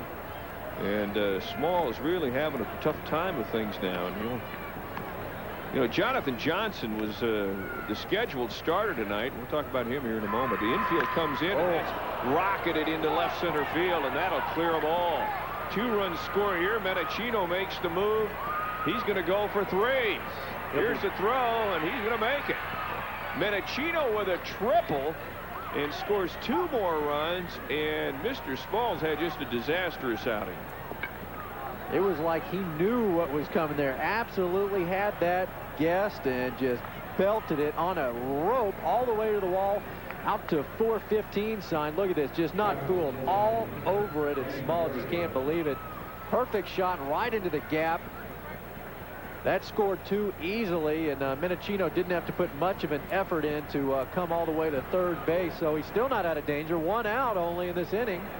And here's Berryhill. They're going to intentionally walk him to try to go for the double play. As you see Menachino end up at third base, and all of a sudden Redhawks in control, look pretty good, and playing some good defense, and they have run into a buzzsaw now as Small is just struggling to keep his head above water. And again, Myers is kicking it into overdrive in the bullpen over there. Wouldn't be surprised to see him move very quickly.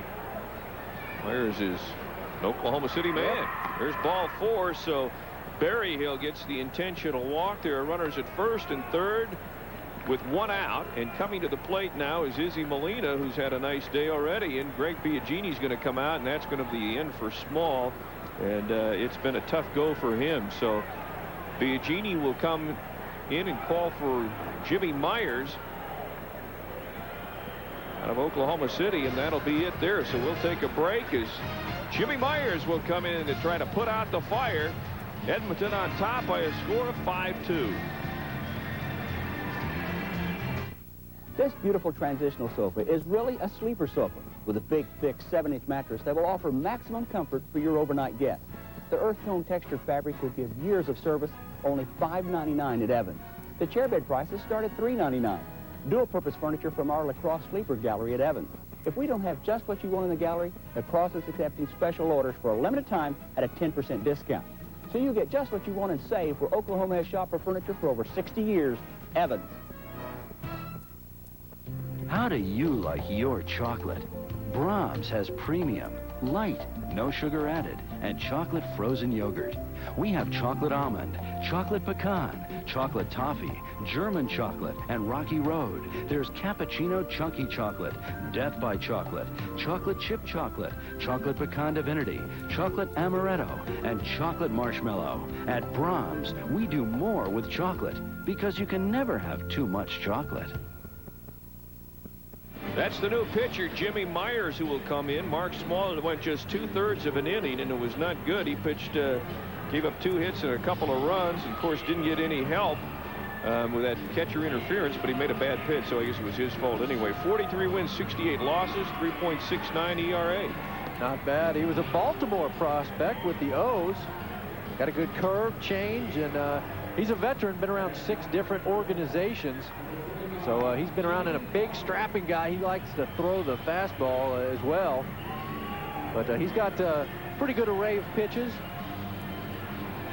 And he needs to get the Redhawks out of trouble, and really just someone who will come in here and settle down and really just even throw some ground balls, because right now they have just been giving up some shots. Small just had a tough time tonight, never had it going on. The fans are still loving it here in the ballpark. You know, even on a night like tonight, the home team's behind, but still enjoying the atmosphere of this park. Well, what you have to ask your middle relievers to do is keep you in a ball game, and Small got in trouble early with that grounder down the line at third that scored 2 runs, and he was really struggling from that point forward. But what Jimmy Myers wants to do now is come in and just not give up any more runs. You don't have the luxury when you're down 5-2, so you hope you can come in and have a guy hit the ball on the ground, get a double play, get out of the inning, and then give your bats a chance. But as your middle reliever, that's why those guys are so important. They don't get the publicity that the starters or the closers get, but a lot of guys make a lot of money in the major leagues if they can come in those middle innings and you know, keep your team in the game. Be interesting to see if Edmonton can still continue to run. They've been very aggressive on the base paths, man on first, and they've been running at will on Rona. We'll see if they continue to do that. Now here's Izzy Molina at the plate. He came through with that big hit, a grounder down the third baseline that scored 2 his last. Started this whole mess. Yeah, sure did. Goes by Izzy. I-Z-Z-Y, Molina. Jimmy Myers from Oklahoma City, still living in Crowder, Oklahoma. Give you $5 if you know where that is. Ooh, tight. And Molina moving the wrong way, so falls behind in the count 2-0. And again, that's not what you want to do either. It's so important to get up and threw the ball 83 miles an hour on that last one, according to the gun. What the pitching coaches and managers use that gun for in a lot of times, a lot of situations, is to see as the game goes on if the guy's losing. That could be 2. Sheldon gets 1 at second. The relay to first in time. Second double play. Mr. Myers does his job and gets the Redhawks out of the inning. So not before a couple more runs score. We're going into the bottom half of the 7th. Edmonton on top by a score of 5-2.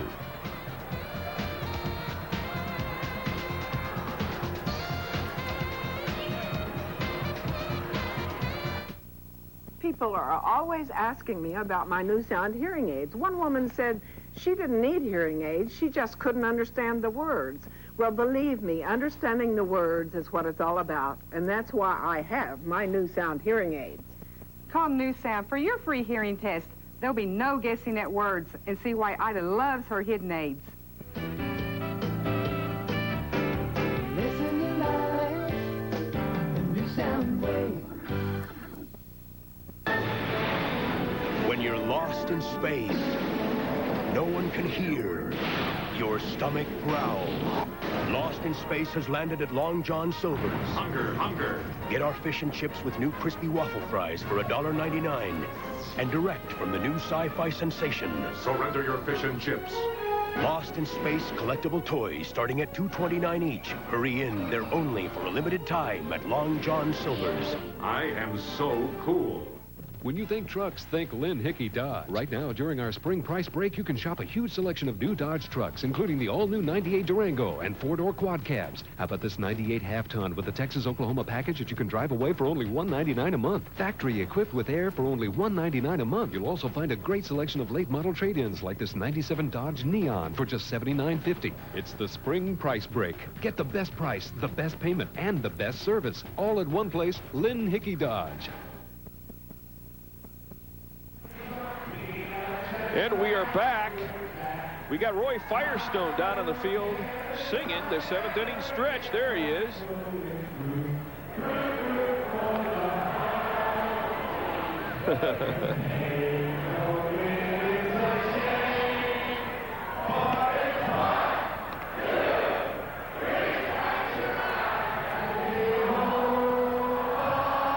Well, that's the most people, Bill, that has ever sung that song in Oklahoma, I bet, at a baseball game. What do you think? You're right. Welcome back up. Yeah, thank you. Cool out there? Thank you. Actually, it's a perfect night for baseball.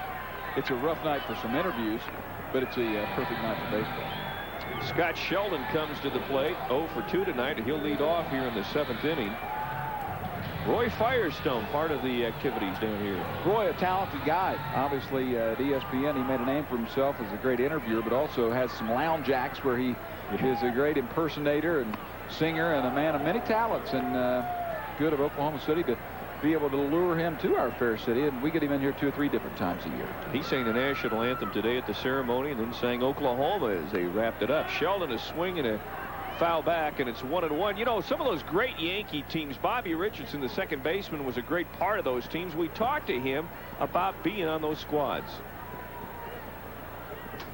We had pitching, we had relief pitching, we had wonderful hitters. I remember one time I stole a base and got thrown out. And they said, well, don't try that anymore. Look who's up behind you. Mantle, Maris, Yogi, Howard, and so forth, Coward. So. Yeah, those kind of guys don't steal, Bobby. Don't take us out of an inning. Boy, Yeah. He was a great one, though. Great second baseman.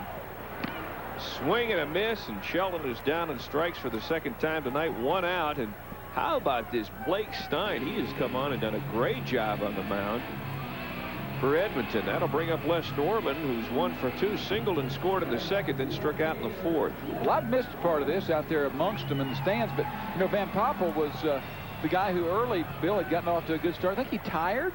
Well, they had him on a pitch limit, and I think he got to the point, and then Smallhofer just didn't have any luck at all tonight, and didn't pitch very well either. But Van Poppel, Biagini told me they would try to keep him to 90, between 90 and 100 pitches, so I think that was what he decided to do. But then, again, you make that decision sometimes, and it works, and sometimes it doesn't.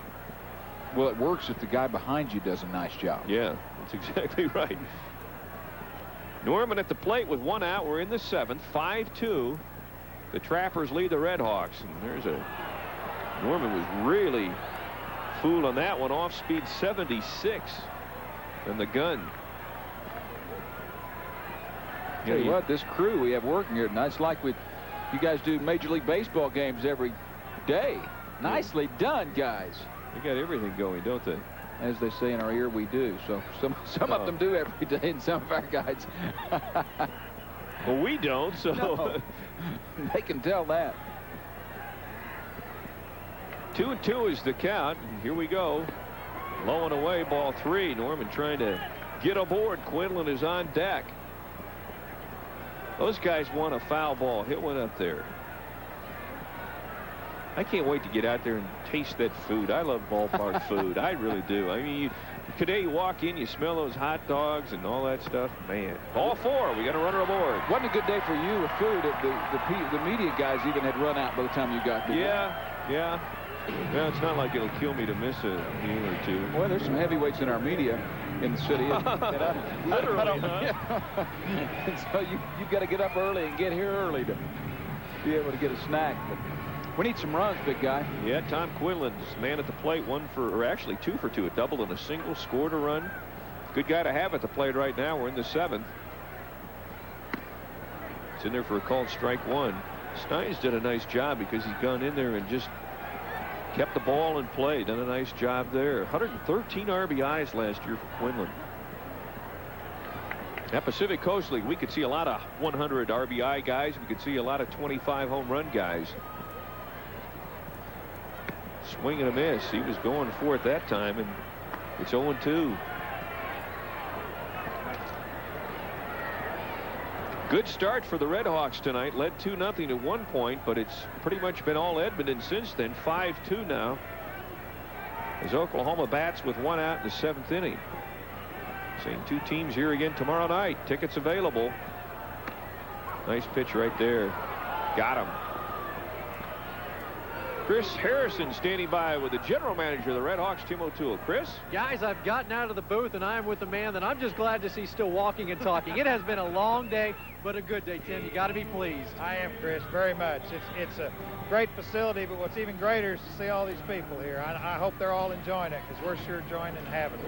Any kinks or anything that unexpected you can tell us about? Oh, I think, you know, we need to do a little better job of serving the concessions, and we're going to work on that. I mean, it's an issue that you never know how well your system is going to work until you get the people in here and try it. But the fans have been great. They've been patient. They understand that it's the first outing for our personnel, too. So I think overall we're real pleased with how things are going. You didn't know how thirsty everybody was going to be. That's exactly right. and we're glad they are. And I'm sure we'll be able to work on those things. But it's been a great opening night. Well, Tim, I tell you, all of Oklahoma City, your staff has done a great job. Everyone owes you guys a big pat on the back. Y'all done a fantastic job. Now, if the home team can come around, it'd be a perfect night. That's right. We could use a little rally right now, but maybe there's still a few innings to go, so maybe they'll pull one out for us. Well, that's up to Bill and Dean. Guys, help us out here. Okay, we'll do our best. Thank you, Chris and Tim O'Toole. Tell you what, he's stepped into, he had a lot of work to do in a short period of time since becoming the general manager, but if you're going to do that, this is a great place to have to work in a hurry, isn't it? Yeah, it is. And hey, Rona, fly ball left field. Not going to go far enough, though. Tyler gets over there, camps under it, and makes the catch. Well, more on Tim O'Toole in a moment. I think he's going to do a heck of a job, and I don't just say that. I know the guy. Yeah, he's done some nice things already in Oklahoma or in years past. As we go to the 8th inning, the Redhawks down to the Trappers. Our score 5-2. Well, I bought my first Toyota over 20 years ago, and I've been a repeat customer ever since. I won't buy anything else. Camry had everything I wanted. Very stylish, right price, economical to operate, and very big on safety features. One thing I like most about the Camry is the dependability. They are sturdy. The Camry's a very safe car for me and my family, and I feel a lot better taking my family out in it. Baker Supermarkets have everything you're looking for and a whole lot more. USDA choice beef, a wide variety of fresh produce, and great values.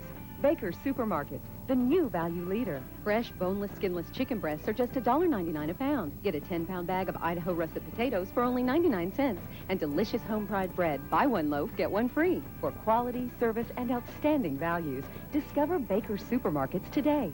Baker Supermarkets, the new value leader. The most award-winning brand of 4x4s has done it again. Presenting Jeep Grand Cherokee, just named Best Sport Utility.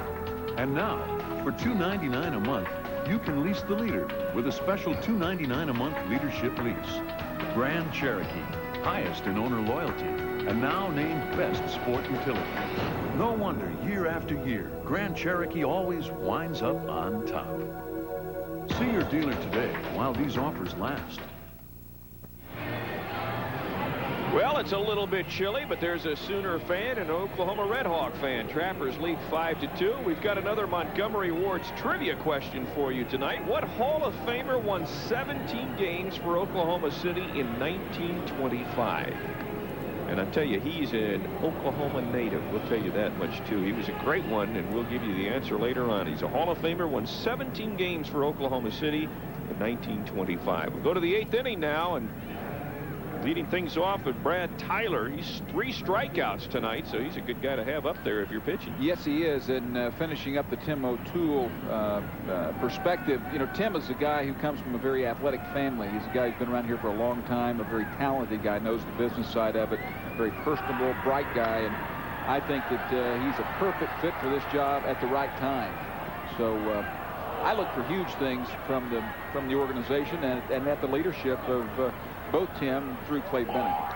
You know, the thing I like about Tim is, as you said, such a personable guy. I mean, if you're a fan and you go out there and there's something you like or you don't like, he'll sit there and talk to you and listen to you about it. And a lot of people wouldn't do that, but he's a good guy, and you know, I agree with you. I think he'll do very well. Was part of the Olympic Festival. Yeah, and he has to be able to keep his dukes up to get along with his brother Terry O'Toole and Danny O'Toole, all those golfing O'Toole brothers. You know them all. Yeah, and sisters.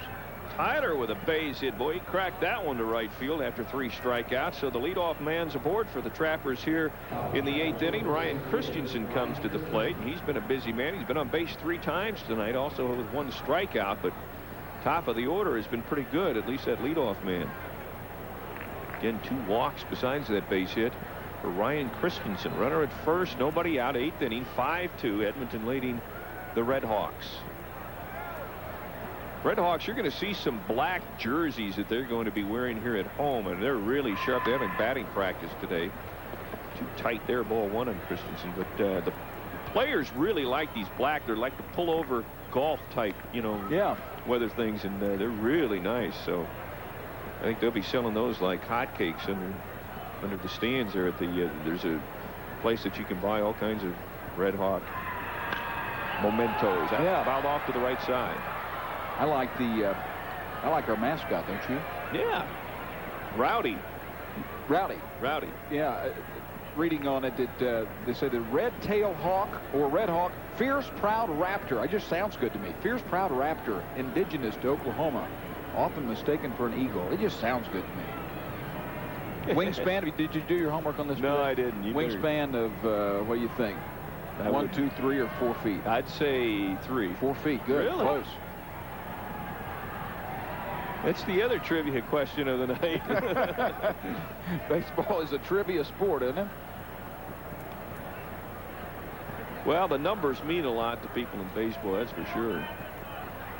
Baseball fans and statistics, those fantasy leagues. That one's chopped foul. 1 ball, 2 strikes, and Ryan Christensen. Jimmy Myers on the mound. He's the 3rd Oklahoma pitcher tonight. Oklahoma boy is in there right now. Van Poppel went 5 1/3. Small was the number 2 pitcher tonight. And Jimmy Myers got out of a jam on a double play ball last inning. Needs another one tonight in this 8th inning.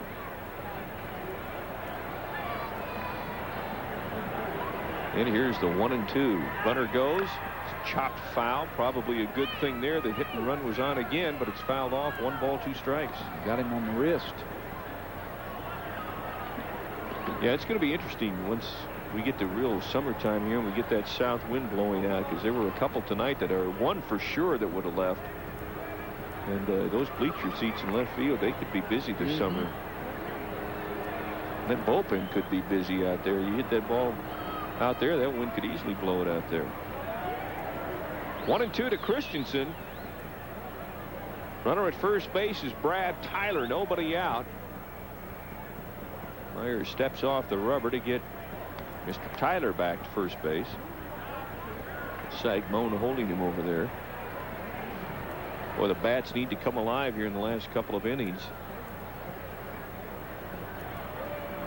Here we go. Oh, a shot that Sagmon can't handle. It's into right field. That'll put runners at the corners. Oh, they're going to make the throw at third. It was closer than I thought it would, but see if they give Sagmon an error in that play.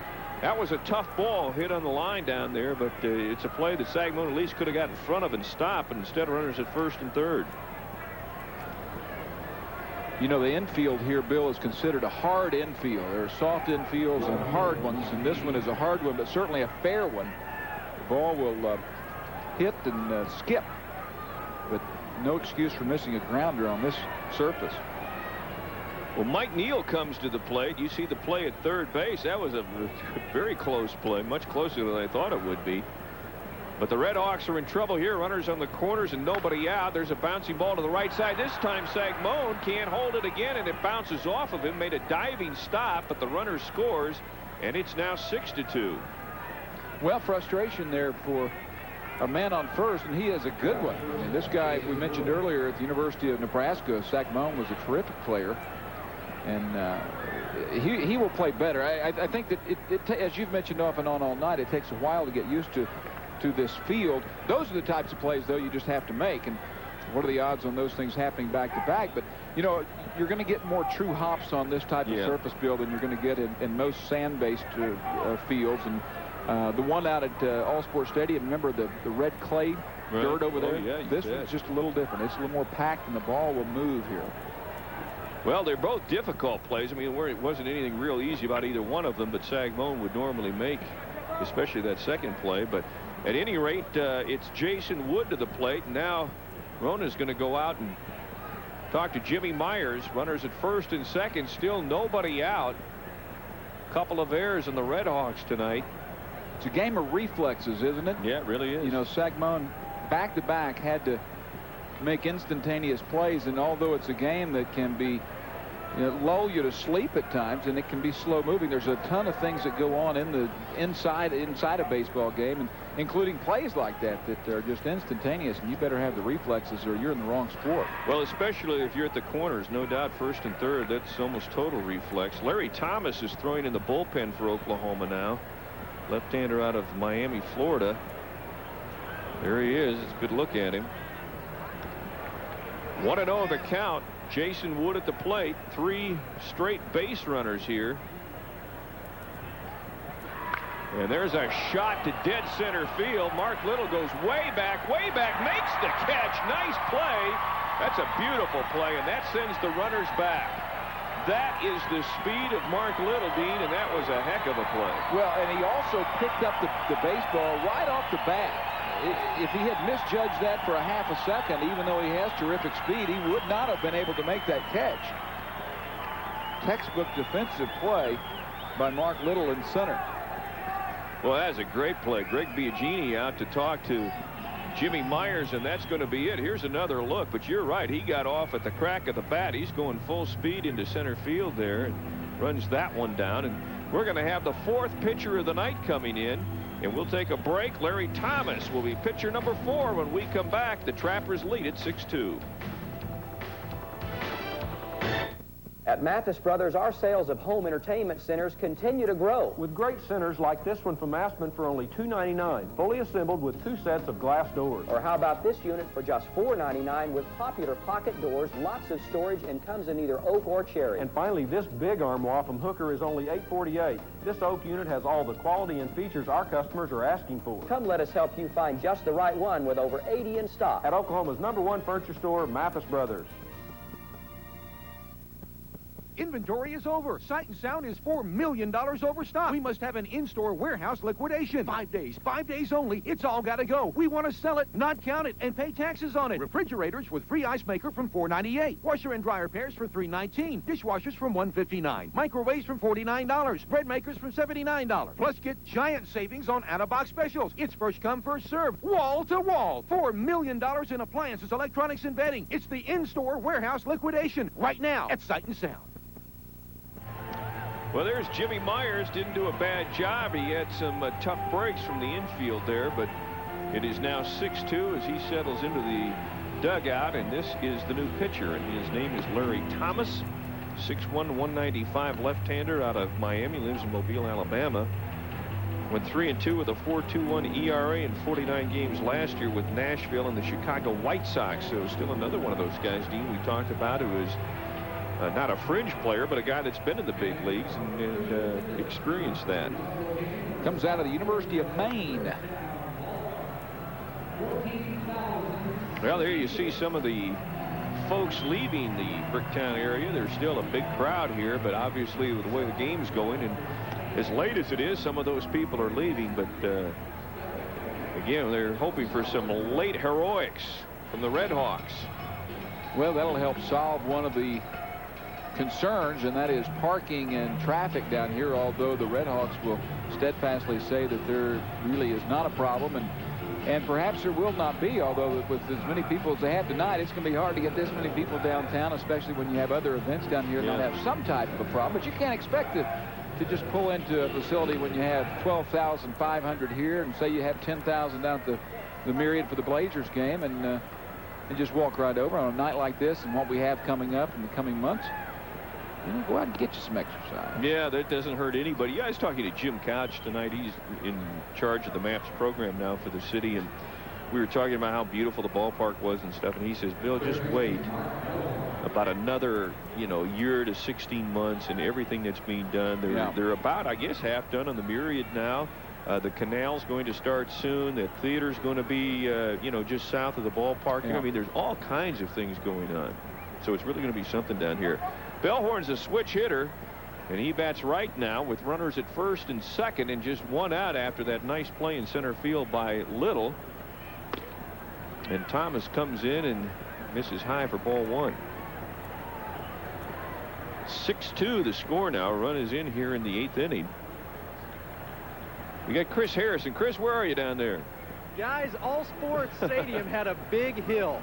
Well, it's kind of a smaller hill, but the kids around here don't seem to mind. They still got a pretty good roll going here. So, the home team might be losing, but they don't seem to care too much out here in City. Let me get to one of the contestants here. What's your name? Paulina. Now, you rolled down the big hill at All Sports. What do you think of this one? It's neat. Hey, it's neat. It's a great park, and who cares what the score is? We're having a good time out here in center field, guys. Okay, thank you. Boy, you guys have no inhibitions at all, man. You're going to interview. I thought you were going to say pride. No. Oh, this one's skied high to left field. Norman's going to come in. The shortstop, Sheldon, goes out. Oh, nobody makes the play. They got a chance at third, but then they wait too long, and that's just bad baseball right there. Sheldon looked like he had it. That's really the left fielder's ball unless someone else calls it, but it almost looked like Sheldon was just camped under it and he let the ball drop. Well, we mentioned it being a night of firsts. We heard the first boo of the night for the home team, and it was after that error. Miscommunication. Kind of a problem all around us, isn't it? Yep. That's in any business, but in baseball, that's awful right there. So that 11th hit, they don't call that an error because nobody touched it, but it's definitely a team error. And now we've got the bases full with one out. And at the plate now is Cromer, who's done some damage tonight already. Lefty against lefty takes a strike right there. Boy, these guys trying so hard tonight. They wanted to do well. And you know how that goes sometimes. Well, I do. And sometimes the more you force it, the more you press it, the worse you perform. It just kind of has to happen naturally. Well, there's a ball chopped fouled on the third base side. Management, Greg Biagini, feels the good thing about this team is, if something goes wrong, they're not going to fall apart. But that obviously was just a miscommunication play out there, and it happens. But that's boy, you hate to see that one happen because it could have helped you get out of an inning, and now you got the bases loaded, nowhere to go, and Cromer at the plate. Last time got on with interference on the catcher. Rona called for a pitch out. Small threw the ball too close to the strike zone, and it was interference on the catcher. Boy, that one's a wicked one down the line, right over the dugout. Going for that foul ball.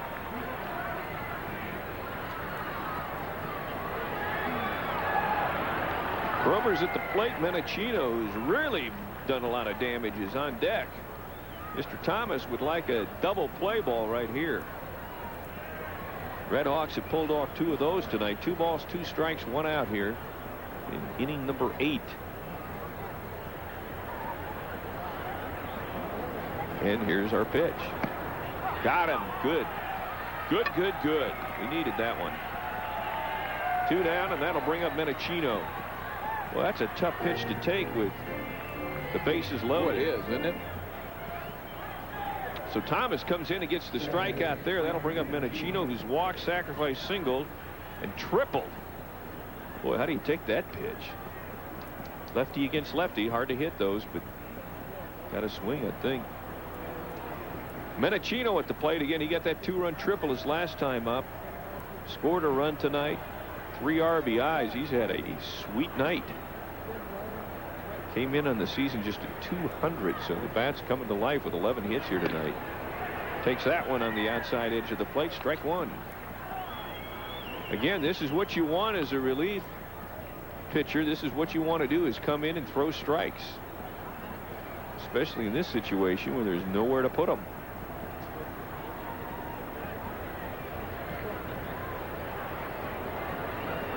Interesting with Tim Allen when you were talking to him earlier tonight from the Big 12 Conference about the tournament coming up. And boy, I tell you, it'd be hard to beat this place. I think the rest of the conference is going to love this. Yeah, they'll get their money, and the players will enjoy it, and it should be a home field advantage for the locals, Oklahoma and Oklahoma State.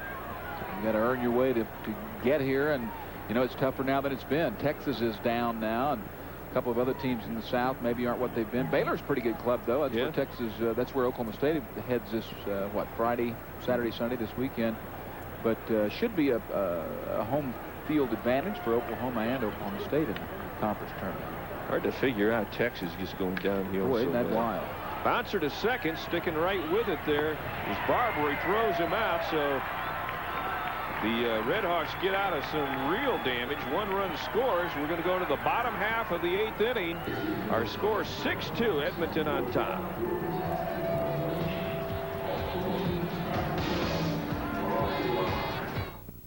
Okay, check it out. A Cherry 65 Mustang Fastback, a 289 4-speed dual exhaust. They don't make them like they used to, right? Right! They make them even better. Check this out. The 98 Stang, fuel-injected high-output 4.6, quick-shifting 5-speed overdrive training, stainless steel headers, and low-profile tires. Not to mention dual airbags with 460-watt CD player. I guess things really do get better with age. 98 Ford Mustang, starting under $16,500 at your Oklahoma Ford dealer.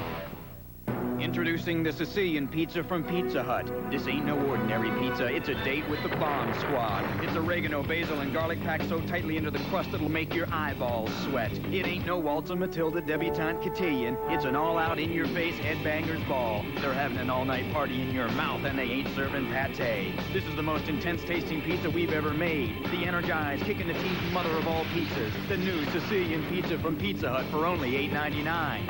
Can you handle it? Hi, folks. Brad Smickless for Auto Right. Come in and discover superior savings on all of our premium pre-owned vehicles, like this 95 Geo Prism, just $69.97, or a 94 Camaro, just $99.97. Here's a 96 S10 Blazer, just $13,996.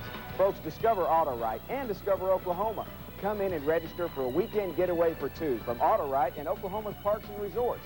Look for our new location coming soon to Del City. Auto Right, where your price is always right. There's a look from center field at the new ballpark here in Bricktown. You know, we had that Montgomery Awards trivia question. What Hall of Famer won 17 games for Oklahoma City in 1925? The answer, Carl Hubble from Meeker, Oklahoma. New York Giant great. Of course, struck out 5 Hall of Famers in a row in the All-Star game. How about that? All right, we go to work. Sagmon leading off the 8th inning, 6-2 the score. 1925. I know. Can you imagine? I didn't know the answer to that one. I didn't realize he even pitched for Oklahoma City until we were doing some research on that. This one hits the corner, count even a 1-ball, 1-strike. They got a little museum of Carl's up in Meeker I went to one time, and he was quite a guy. I got a chance to meet him a time or two. And through the screwball, his arm was, you'd actually look at him and talk to him, and his wrist was turned over, you know, opposite way it normally would be because he threw the ball that way so often. Right? Yeah. His old elbow was moved out. Fouled off, count even, 2 balls, 2 strikes. So Mark Sagmon. You didn't shake hands with him left-handed? No, I didn't. Yeah, I'd have to go sideways. But he was quite a guy. I mean, to strike out Babe Ruth, Lou Gehrig, I think it was Al Simmons, Joe Cronin, and who am I missing? Wow. Jimmy Fox. 5 guys 5 in a row. Yeah. Boy, that one, strike 3, no doubt about that one. Sagmon takes that one. He's 0 for 3. He's had a tough night. Yeah, he really has. A couple of bobbles, one a moment ago on the field at first base, and hasn't done anything from the plate. Here's Mark Little coming to the plate, but we were talking, Dean, and look at the inside. This is why this is so attractive, too, to the Big 12 Conference. I mean, there are 4 locker room clubhouse type areas, 2 main ones, and then 2 other ones that Tim Allen said were as good as you know, most places. There's a player's lounge, there's weight rooms. Look at that. I mean, you can't ask for much more than that. And it's just beautiful. This is all underneath the stadium, and that as you walk out, you could see the field there. But it's great underneath. Their batting cages, all kinds of stuff. Bouncing ball to shortstop. Not much of a tough play for Wood. He throws him out. We quickly got 2 down here in the 8th inning. Running out of outs. Yep. Running out of outs. But the facility is equally nice inside as it is outside. And we've seen and heard so much about the outside of the players. The ones I talked to, Bill, just really enjoyed below, and the ones that had been, and most of them have spent time in the majors, they said, you know, it's on par with some of the major league facilities. Well, and you take a look as Mark Little, or rather T.R. Lewis, comes to the plate. He pops that one up, and Molina, the catcher, goes out and makes the play. So we got 3 quick outs. But, you know, all of these guys want to be in the major leagues, no doubt about it. But if you're going to play in the minor leagues, there's not a better place to be than right here. We're going into the 9th inning. Redhawks with some work to do, trail 6-2. Oklahoma skies can turn ugly. But this spring, News 9's digital weather network is ready 24 hours a day. A network of 11 city cams strategically placed, watching the skies over your neighborhood. News 9's mobile satellite technology, tracking storms wherever they threaten. Gary England with News 9's digital weather network and Matt's future forecast. The most advanced storm tracking system anywhere. So, stay with TV9. We'll keep you advised. I'm already a winner. My cat's getting a platinum card, and this is disgusting. You know why these come-ons all seem the same? Because they are. You want to know an exciting? See a Pontiac dealer. It's closer than you think. Here, watch this. Now get 1.9% APR GMAC financing that could save you an average of $1,866 in finance charges. That makes now the best time to buy. See your Oklahoma Pontiac Pack dealers. Do not adjust your TV. Only your thinking.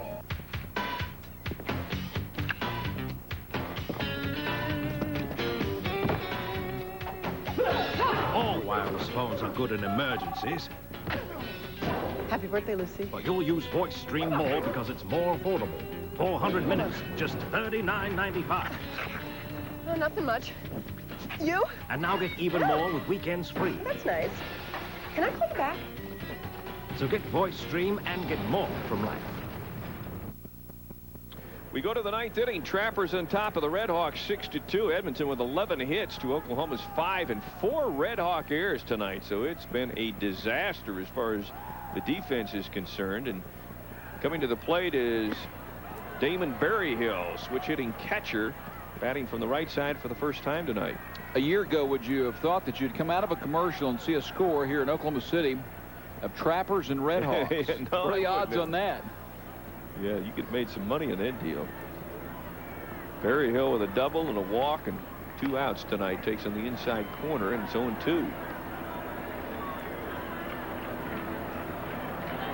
Damon Berryhill, Chicago Cubs. He played a few games in Wrigley. That's a great thing about AAA ball. You see so many former major leaguers, guys either on their way down or trying to get back up. And Damon Berryhill out on strikes, 3 pitches. And Izzy Molina coming to the plate. So we got 1 out here in the 9th inning. I know the guys back at the station are wanting to get this thing going, you know, want to get the newscast That's going. right. Maybe some of their vibes are bleeding over into this ball game here because we've had a very fast last 4 outs. We hope the final at-bat for Oklahoma City lasts a little longer. Yeah, we sure do. Good pitch there by Thomas. The news will be on right after the ball game, obviously. Kelly, Jennifer, and Gary and crew. I think Chris is doing the sports from out here tonight. What are you doing? Taking a night off? Yeah? No, we're going to, as a matter of fact, you might, hey, just for that, you may have to stick around. We're going to do something for the newscast. So a little more analysis? Yeah. Here's Molina, fouled off. Tell you, Mr. Thomas doing a nice job on changing speeds and stuff here. Looked like he broke the bat of Izzy, who's going to go get a new one. Yeah, look at that. The end of the bat, the barrel of the bat was broke off. Check it. There might be cork in that thing. How do you break the end of a bat? I've never seen that. I didn't see the... Looked like the very, the very end of right? it. Yeah, and the barrel was just off.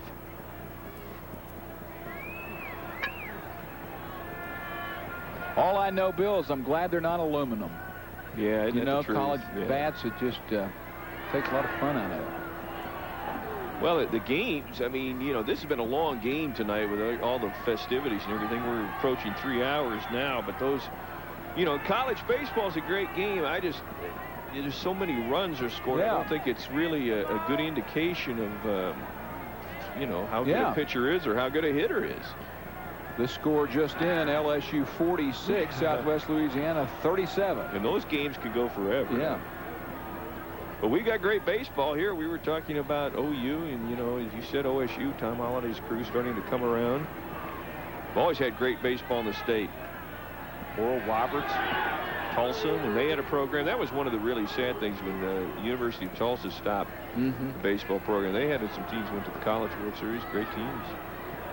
Rick Rona, Oral Roberts, was he not? Yes, he was. 3 balls, 2 strikes. Bacanta Molina with 1 out here in the ninth. And he gets that one popped up to the right side. Barbary going over there along with Sagmon. Barbary makes the call and makes the catch. So we've got 2 out here in the ninth. And that'll bring up Brad Tyler, 3 strikeouts and a single. And he also scored a run. So he's 1 for 4 tonight on 11 hits and 4 Red Hawk errors. Man, you can bet there was clear communication there with Barbary because of the trouble we've had over there at first base, and then also the error that we had out in shallow left field a little bit earlier. Well, we've got 2 out in the ninth here. The bases are empty. 6-2 Edmonton on top. Breaking ball high and inside for ball 1. 4 pitchers used tonight by Greg Biagini. Van Poppel got the start, pitched well. Mark Small came in, had a hard time. Jimmy Myers, the 3rd pitcher, now Larry Thomas, number 4. Another pitch high and inside, and it's 2-0. Thomas a little disgusted with that pitch. The News 9 investigators go undercover to look out for you. From the Diners Digest Disciplined Doctors, Chris Halsney and the investigators only on News 9. There's that Mickey Mantle logo. Isn't that great? Yeah. On the edge, on the side of every one of those seats. The Mick, what an athlete, and no telling how good an athlete he could have been. You know, he's a guy who admittedly never took care of himself the way he should have. You know, today's athletes, doesn't matter if you're a golfer or a baseball player, these guys pump the iron and for the most part really take care of themselves versus the old days. And Mickey Mantle didn't take care of himself the way he would have liked to have, and still was able to accomplish monumental things. Yeah, it's amazing. And what you say is what his teammates say. As great as he was, if he would have been healthy, if he would have taken care of himself a little bit more, think of how much better, which is hard to comprehend. 3 up, 3 down. We got 1 more at bat for the Redhawks, who trail 6-2 as we head to the bottom of the ninth. Hi, I'm Roger Mathis with Factory Direct. The new covers are in production, and the prices on mattresses at Factory Direct are hotter than ever. You'll see the latest in new fabrics at the lowest prices in the state. That's because at Factory Direct, we build and sell direct to the public with no middleman. Our mattresses are constructed of first-run, top-quality materials. All sets are completely hypoallergenic and carry 10 to 25-year non-prorated warranties. So don't pay retail. Buying from the factory is what really saves you money at Factory Direct at Reno and Portland. How do you like your chocolate? Brahms has premium, light, no sugar added, and chocolate frozen yogurt. We have chocolate almond, chocolate pecan, chocolate toffee, German chocolate, and Rocky Road. There's cappuccino chunky chocolate, death by chocolate, chocolate chip chocolate, chocolate pecan divinity, chocolate amaretto, and chocolate marshmallow. At Brahms, we do more with chocolate because you can never have too much chocolate. Inventory is over. Sight and Sound is $4 million overstocked. We must have an in-store warehouse liquidation. 5 days only. It's all got to go. We want to sell it, not count it, and pay taxes on it. Refrigerators with free ice maker from $4.98. Washer and dryer pairs for $3.19. Dishwashers from $1.59. Microwaves from $49. Bread makers from $79. Plus get giant savings on out-of-box specials. It's first come, first served. Wall to wall. $4 million in appliances, electronics, and bedding. It's the in-store warehouse liquidation right now at Sight and Sound. 1 more at bat for the Redhawks, who trail by a score of 6-2. The Trappers on top. Warren Newson leads off this ninth inning. He has the first hit for the Redhawks at their ballpark with a single in the first inning. 1 for 3 tonight. As Blake Stein on the mound has done a terrific job. Misses outside here for ball 1. You know, I interviewed Mickey Mantle several times over the years, and the one thing he said to me that I always thought was pretty interesting as we swing and a miss here by Newsom. He ended up with a career .298 batting average, and he said that made him more upset than anything. He said, I was a .300 hitter, and if I'd have taken care of myself, and I probably played a couple of years longer than I should have, although he was a young man when he retired, you know, that really ate at him that he hit .298 for his career. Of course, guys nowadays would take that in a minute. You know, you talk about not taking care of himself and the injuries, but what if you have the technical, the technological things that we have now, the doctor's abilities, the microscopic surgeries. Gosh, we have guys bounce back so quickly. ACL injuries, they come back stronger than they were when they were hurt. Man, that one came almost right into a booth. I thought I was going to have to dive in front of the crew here to make a catch. I can just see you in games on down the road. You're going to come with a mitt. Yeah, that's right. Huh? That's right. 2 balls, 2 strikes to Warren Newsom. Leading off the 9th inning. Redhawks down 6-2. Misses outside, ball 3. Full count, 3 balls, 2 strikes. Again, News 9 coming up right after the ball game. So stay tuned. Blake Stein, the right-hander, second pitcher used tonight, misses. High and away, ball 4. Newsom's on for the second time, so the Redhawks hoping to get something going, bring up Brett Barbary to the plate. He's 0 for 3 tonight, looking for his first hit. I'm wanting to hear Chris talk about the golf, the seniors major that's going on. Jack Nicklaus is hot again. And is he? Yeah, he's hot. Gil's 1 shot back. Gil Morgan out of Oak Tree in Edmonton. How great is that? Oh, yeah, and also something up with Leslie O'Neal, the former OSU star in Kansas City. You know, I think life's pretty good when you can be in a sport that when you turn 50, I mean, it's a good deal. You know, the rest of us are going, man. Hey, you're in that sport, maybe.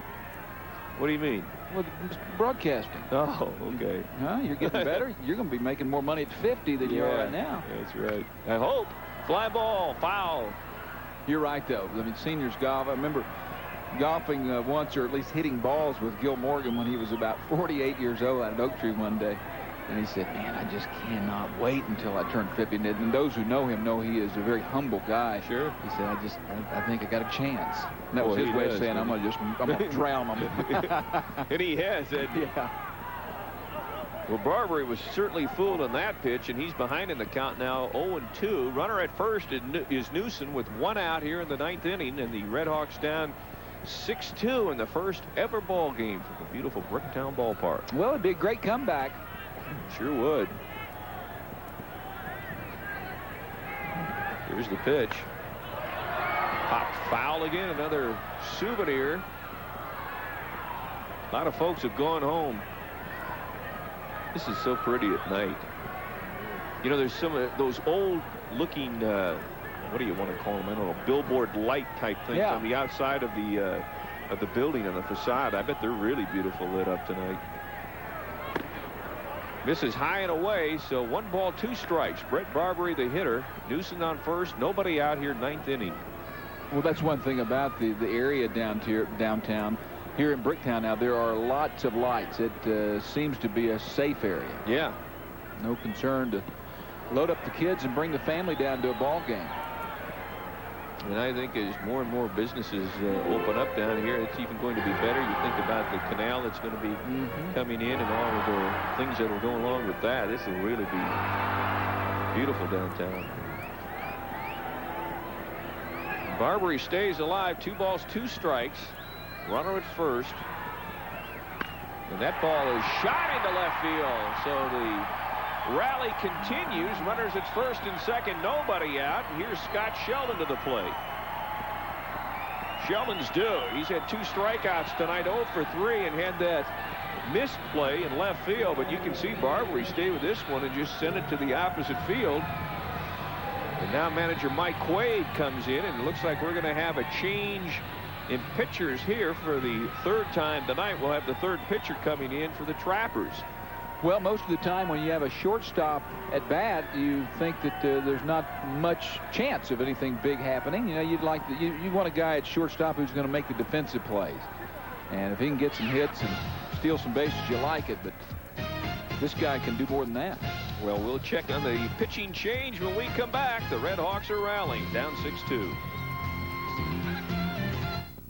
Are you newly married, maybe just graduated from college, wanting to furnish your first new home? Come to Bob Mills Furniture and see how easy it really is. For only $10 down and $10 a month, you'll have this casual style sofa and love seat with the bevel glass tables, the matching casual dining room group, complete with the bedroom and the wash pine finish, along with a cannonball bed and spring air bedding. Everything's only $19.98, $10 down and $10 a month. Join us 7 days a week at Bob Mills Furniture, the working man's friend. When it comes to sofas, Evans is the place. We've got just the style you want and the price you want to pay. All of these are less than $400. Each is the best value for the dollar you'll find in the state. Look at the fashion, the colors, and the prices.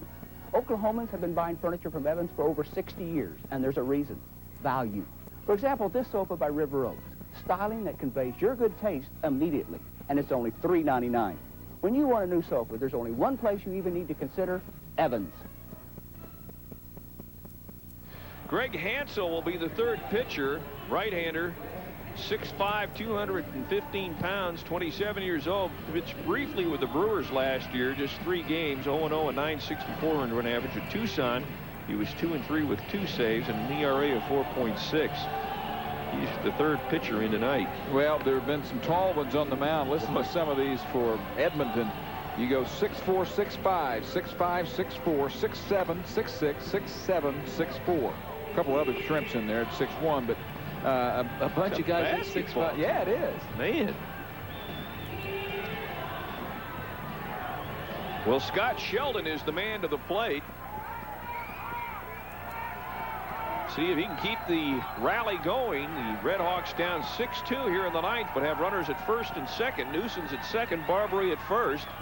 And right-handed hitting Scott Sheldon at the plate. 0 for 3. He's due. Let's see what happens. Ooh, they got him. They hit him. That's good news. Hit him in the back. Can't get hurt and load him up. It's a lot different when your team has the bases loaded versus the other. You know, a while ago it was bases loaded the other way. You get a totally different perspective when it's this way, and now you're one pitch away from tying it up. Les Norman to the plate. Norman has a single, a strikeout, and a walk, so he is 1 for 2 tonight. Bases loaded, nobody out. Oh, how sweet would this be? Redhawks down 6-2. Here's the pitch. Well, Norman was behind on that one. Strike 1.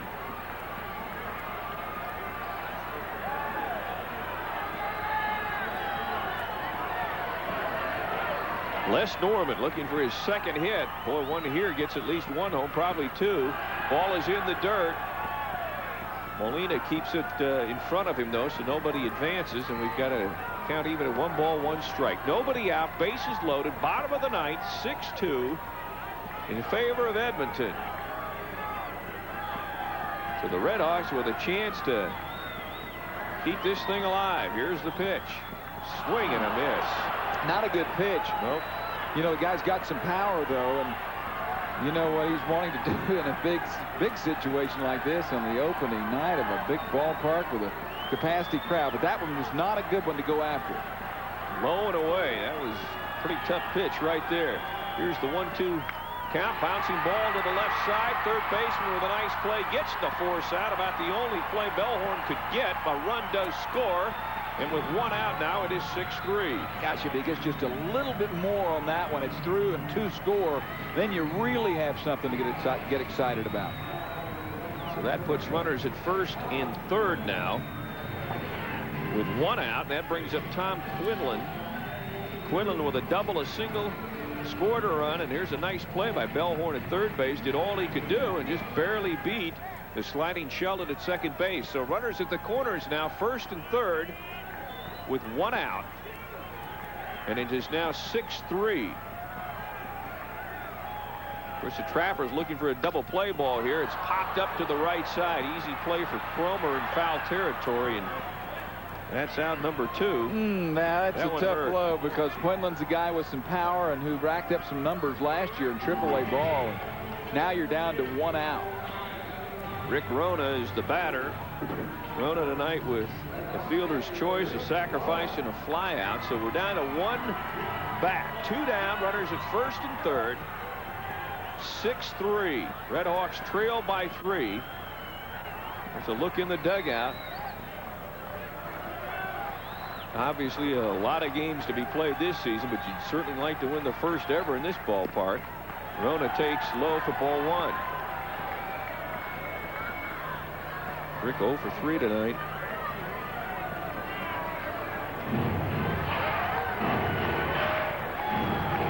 Greg Hansel on the mound, the third pitcher used by Trapper manager Mike Quaid tonight. Runners at first and third. And here we go. Bounce to the left side, foul. I just noticed something looking at the coaches. There are no coaches' boxes out here, are there? Didn't even notice. Not that anybody ever stays in them, but there aren't any out there. 1 ball, 1 strike, 2 out. Bottom of the 9th, 6-3. Edmonton leading the Redhawks. Runners at first and third. Rona the hitter. Come on, Rick. Hit to the right side and foul into the second deck. 1 ball, 2 strikes. So we're down to 1 pitch now. Should Rona get aboard, Sagmon is on deck.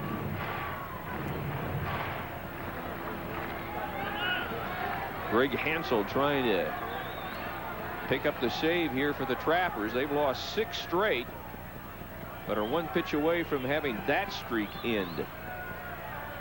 Here's the 1-2 pitch. Got him. Rona takes it, and it's strike 3, and that's the end of the ball game. So Rick Rona caught looking, strikes out tonight to end the ball game, and the Trappers win it by a score of 6-3. Pound out 10 hits, and the Redhawks had 4 errors tonight, so not a great performance there. We'll be back to wrap it up. Again, our final, Edmonton wins it by a score of 6-3.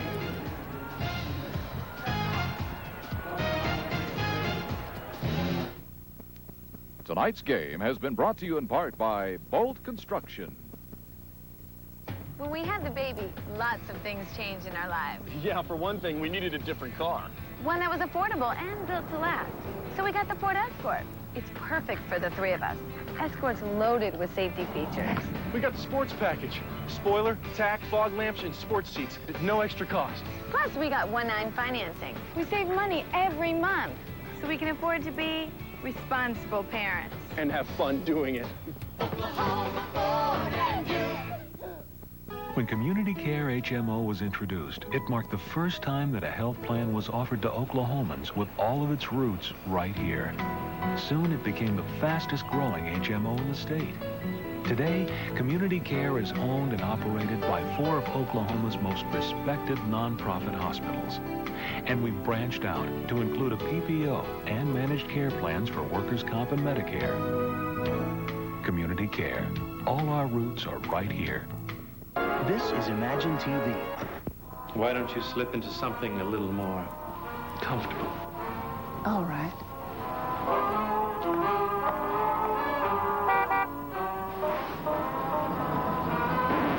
With Mercury moving upward as we... Answer the question, Mr. Okay, Smith. she wasn't with me. She was out all night with the Grand Marquis.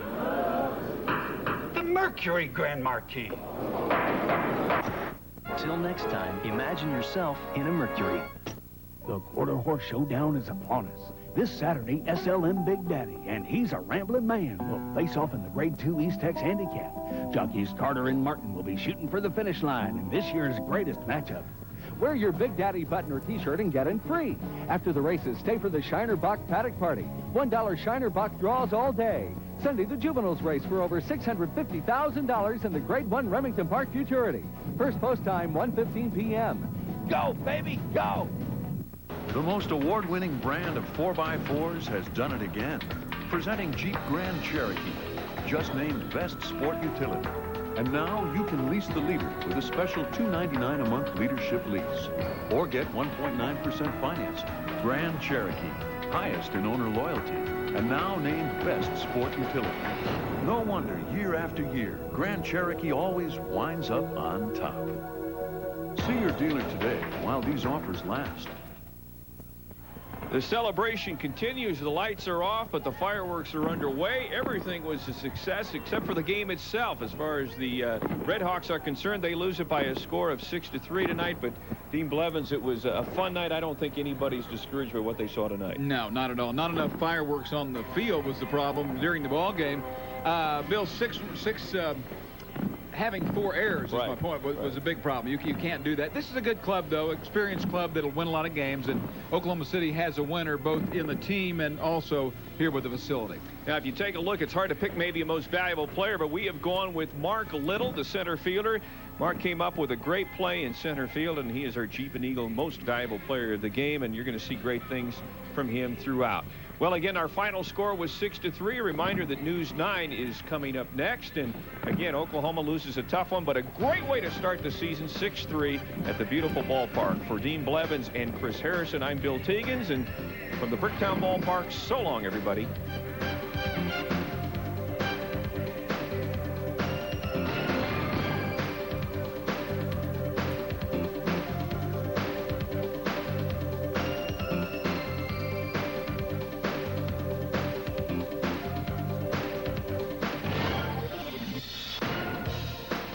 Oklahoma City's field of dreams becomes reality. We'll take you to opening night of the Bricktown Ballpark and find out if taxpayers are satisfied. But will it really revitalize downtown? Hear what Bricktown restaurateurs are saying tonight. And downtown Nashville is a shambles after not one but 2 tornadoes roar through town. Here's where I take my... Are you newly married, maybe just graduated from college, wanting to furnish your first new home? Come to Bob Mills Furniture and see how easy it really is. For only $10 down and $10 a month, you'll have this casual style sofa and love seat with the beveled glass tables, the matching casual dining room group, complete with the bedroom and the wash pine finish, along with a cannonball bed and spring air bedding. Everything's only $19.98, $10 down and $10 a month. Join us 7 days a week at Bob Mills Furniture, the working man's friend. From our farm to our store, only Brahms gives you more. Only Brahms gives you so much more. Brahms starts every ice cream shake with your favorite flavor of Brahms ice cream. Blended thick and creamy and not just served from a machine. You always get so much more with an old-fashioned ice cream shake at your neighborhood Brahms. At Mathis Brothers, our sales of home entertainment centers continue to grow. With great centers like this one from Aspen for only $2.99, fully assembled with 2 sets of glass doors. Or how about this unit for just $4.99 with popular pocket doors, lots of storage, and comes in either oak or cherry. And finally, this big armoire from Hooker is only $848. This oak unit has all the quality and features our customers are asking for. Come let us help you find just the right one with over 80 in stock. At Oklahoma's #1 furniture store, Mathis Brothers. Working in the spirit of Oklahoma, this is News 9. A new star shines in Oklahoma City's skyline.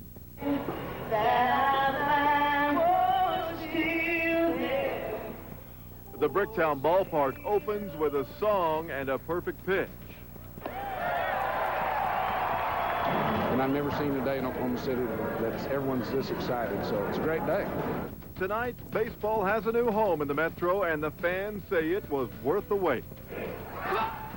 Good evening. The Maps era has begun with the first pitch in the new Bricktown Ballpark. And there's the first pitch, and it is fouled down the right field side. That is Ryan. Then there was a swing and a foul ball, and a lucky fan ends up taking home a souvenir of the night. The game ended, though, with the Redhawks going down to the Edmonton Trappers 6-3, but the score didn't seem to matter to fans, just thrilled to finally be watching baseball in their brand new stadium. On this opening night, there were concerns of traffic jams and parking problems, but we're told because fans showed up in waves, everything went smoothly. So What about tonight? Well, there's a look from Ranger 9. You can see the fireworks still going off over the Bricktown Ballpark, and apparently a lot of people did drive downtown. Very few caught the shuttle from the outlying hospitals. We checked and found out just a few more than 100 actually rode the shuttle, so it's going to be probably a pretty crowded drive on the way home, but a pretty one as they watch the fireworks. That is pretty. And apparently the fireworks in the sky were the only ones reported. We just checked with police.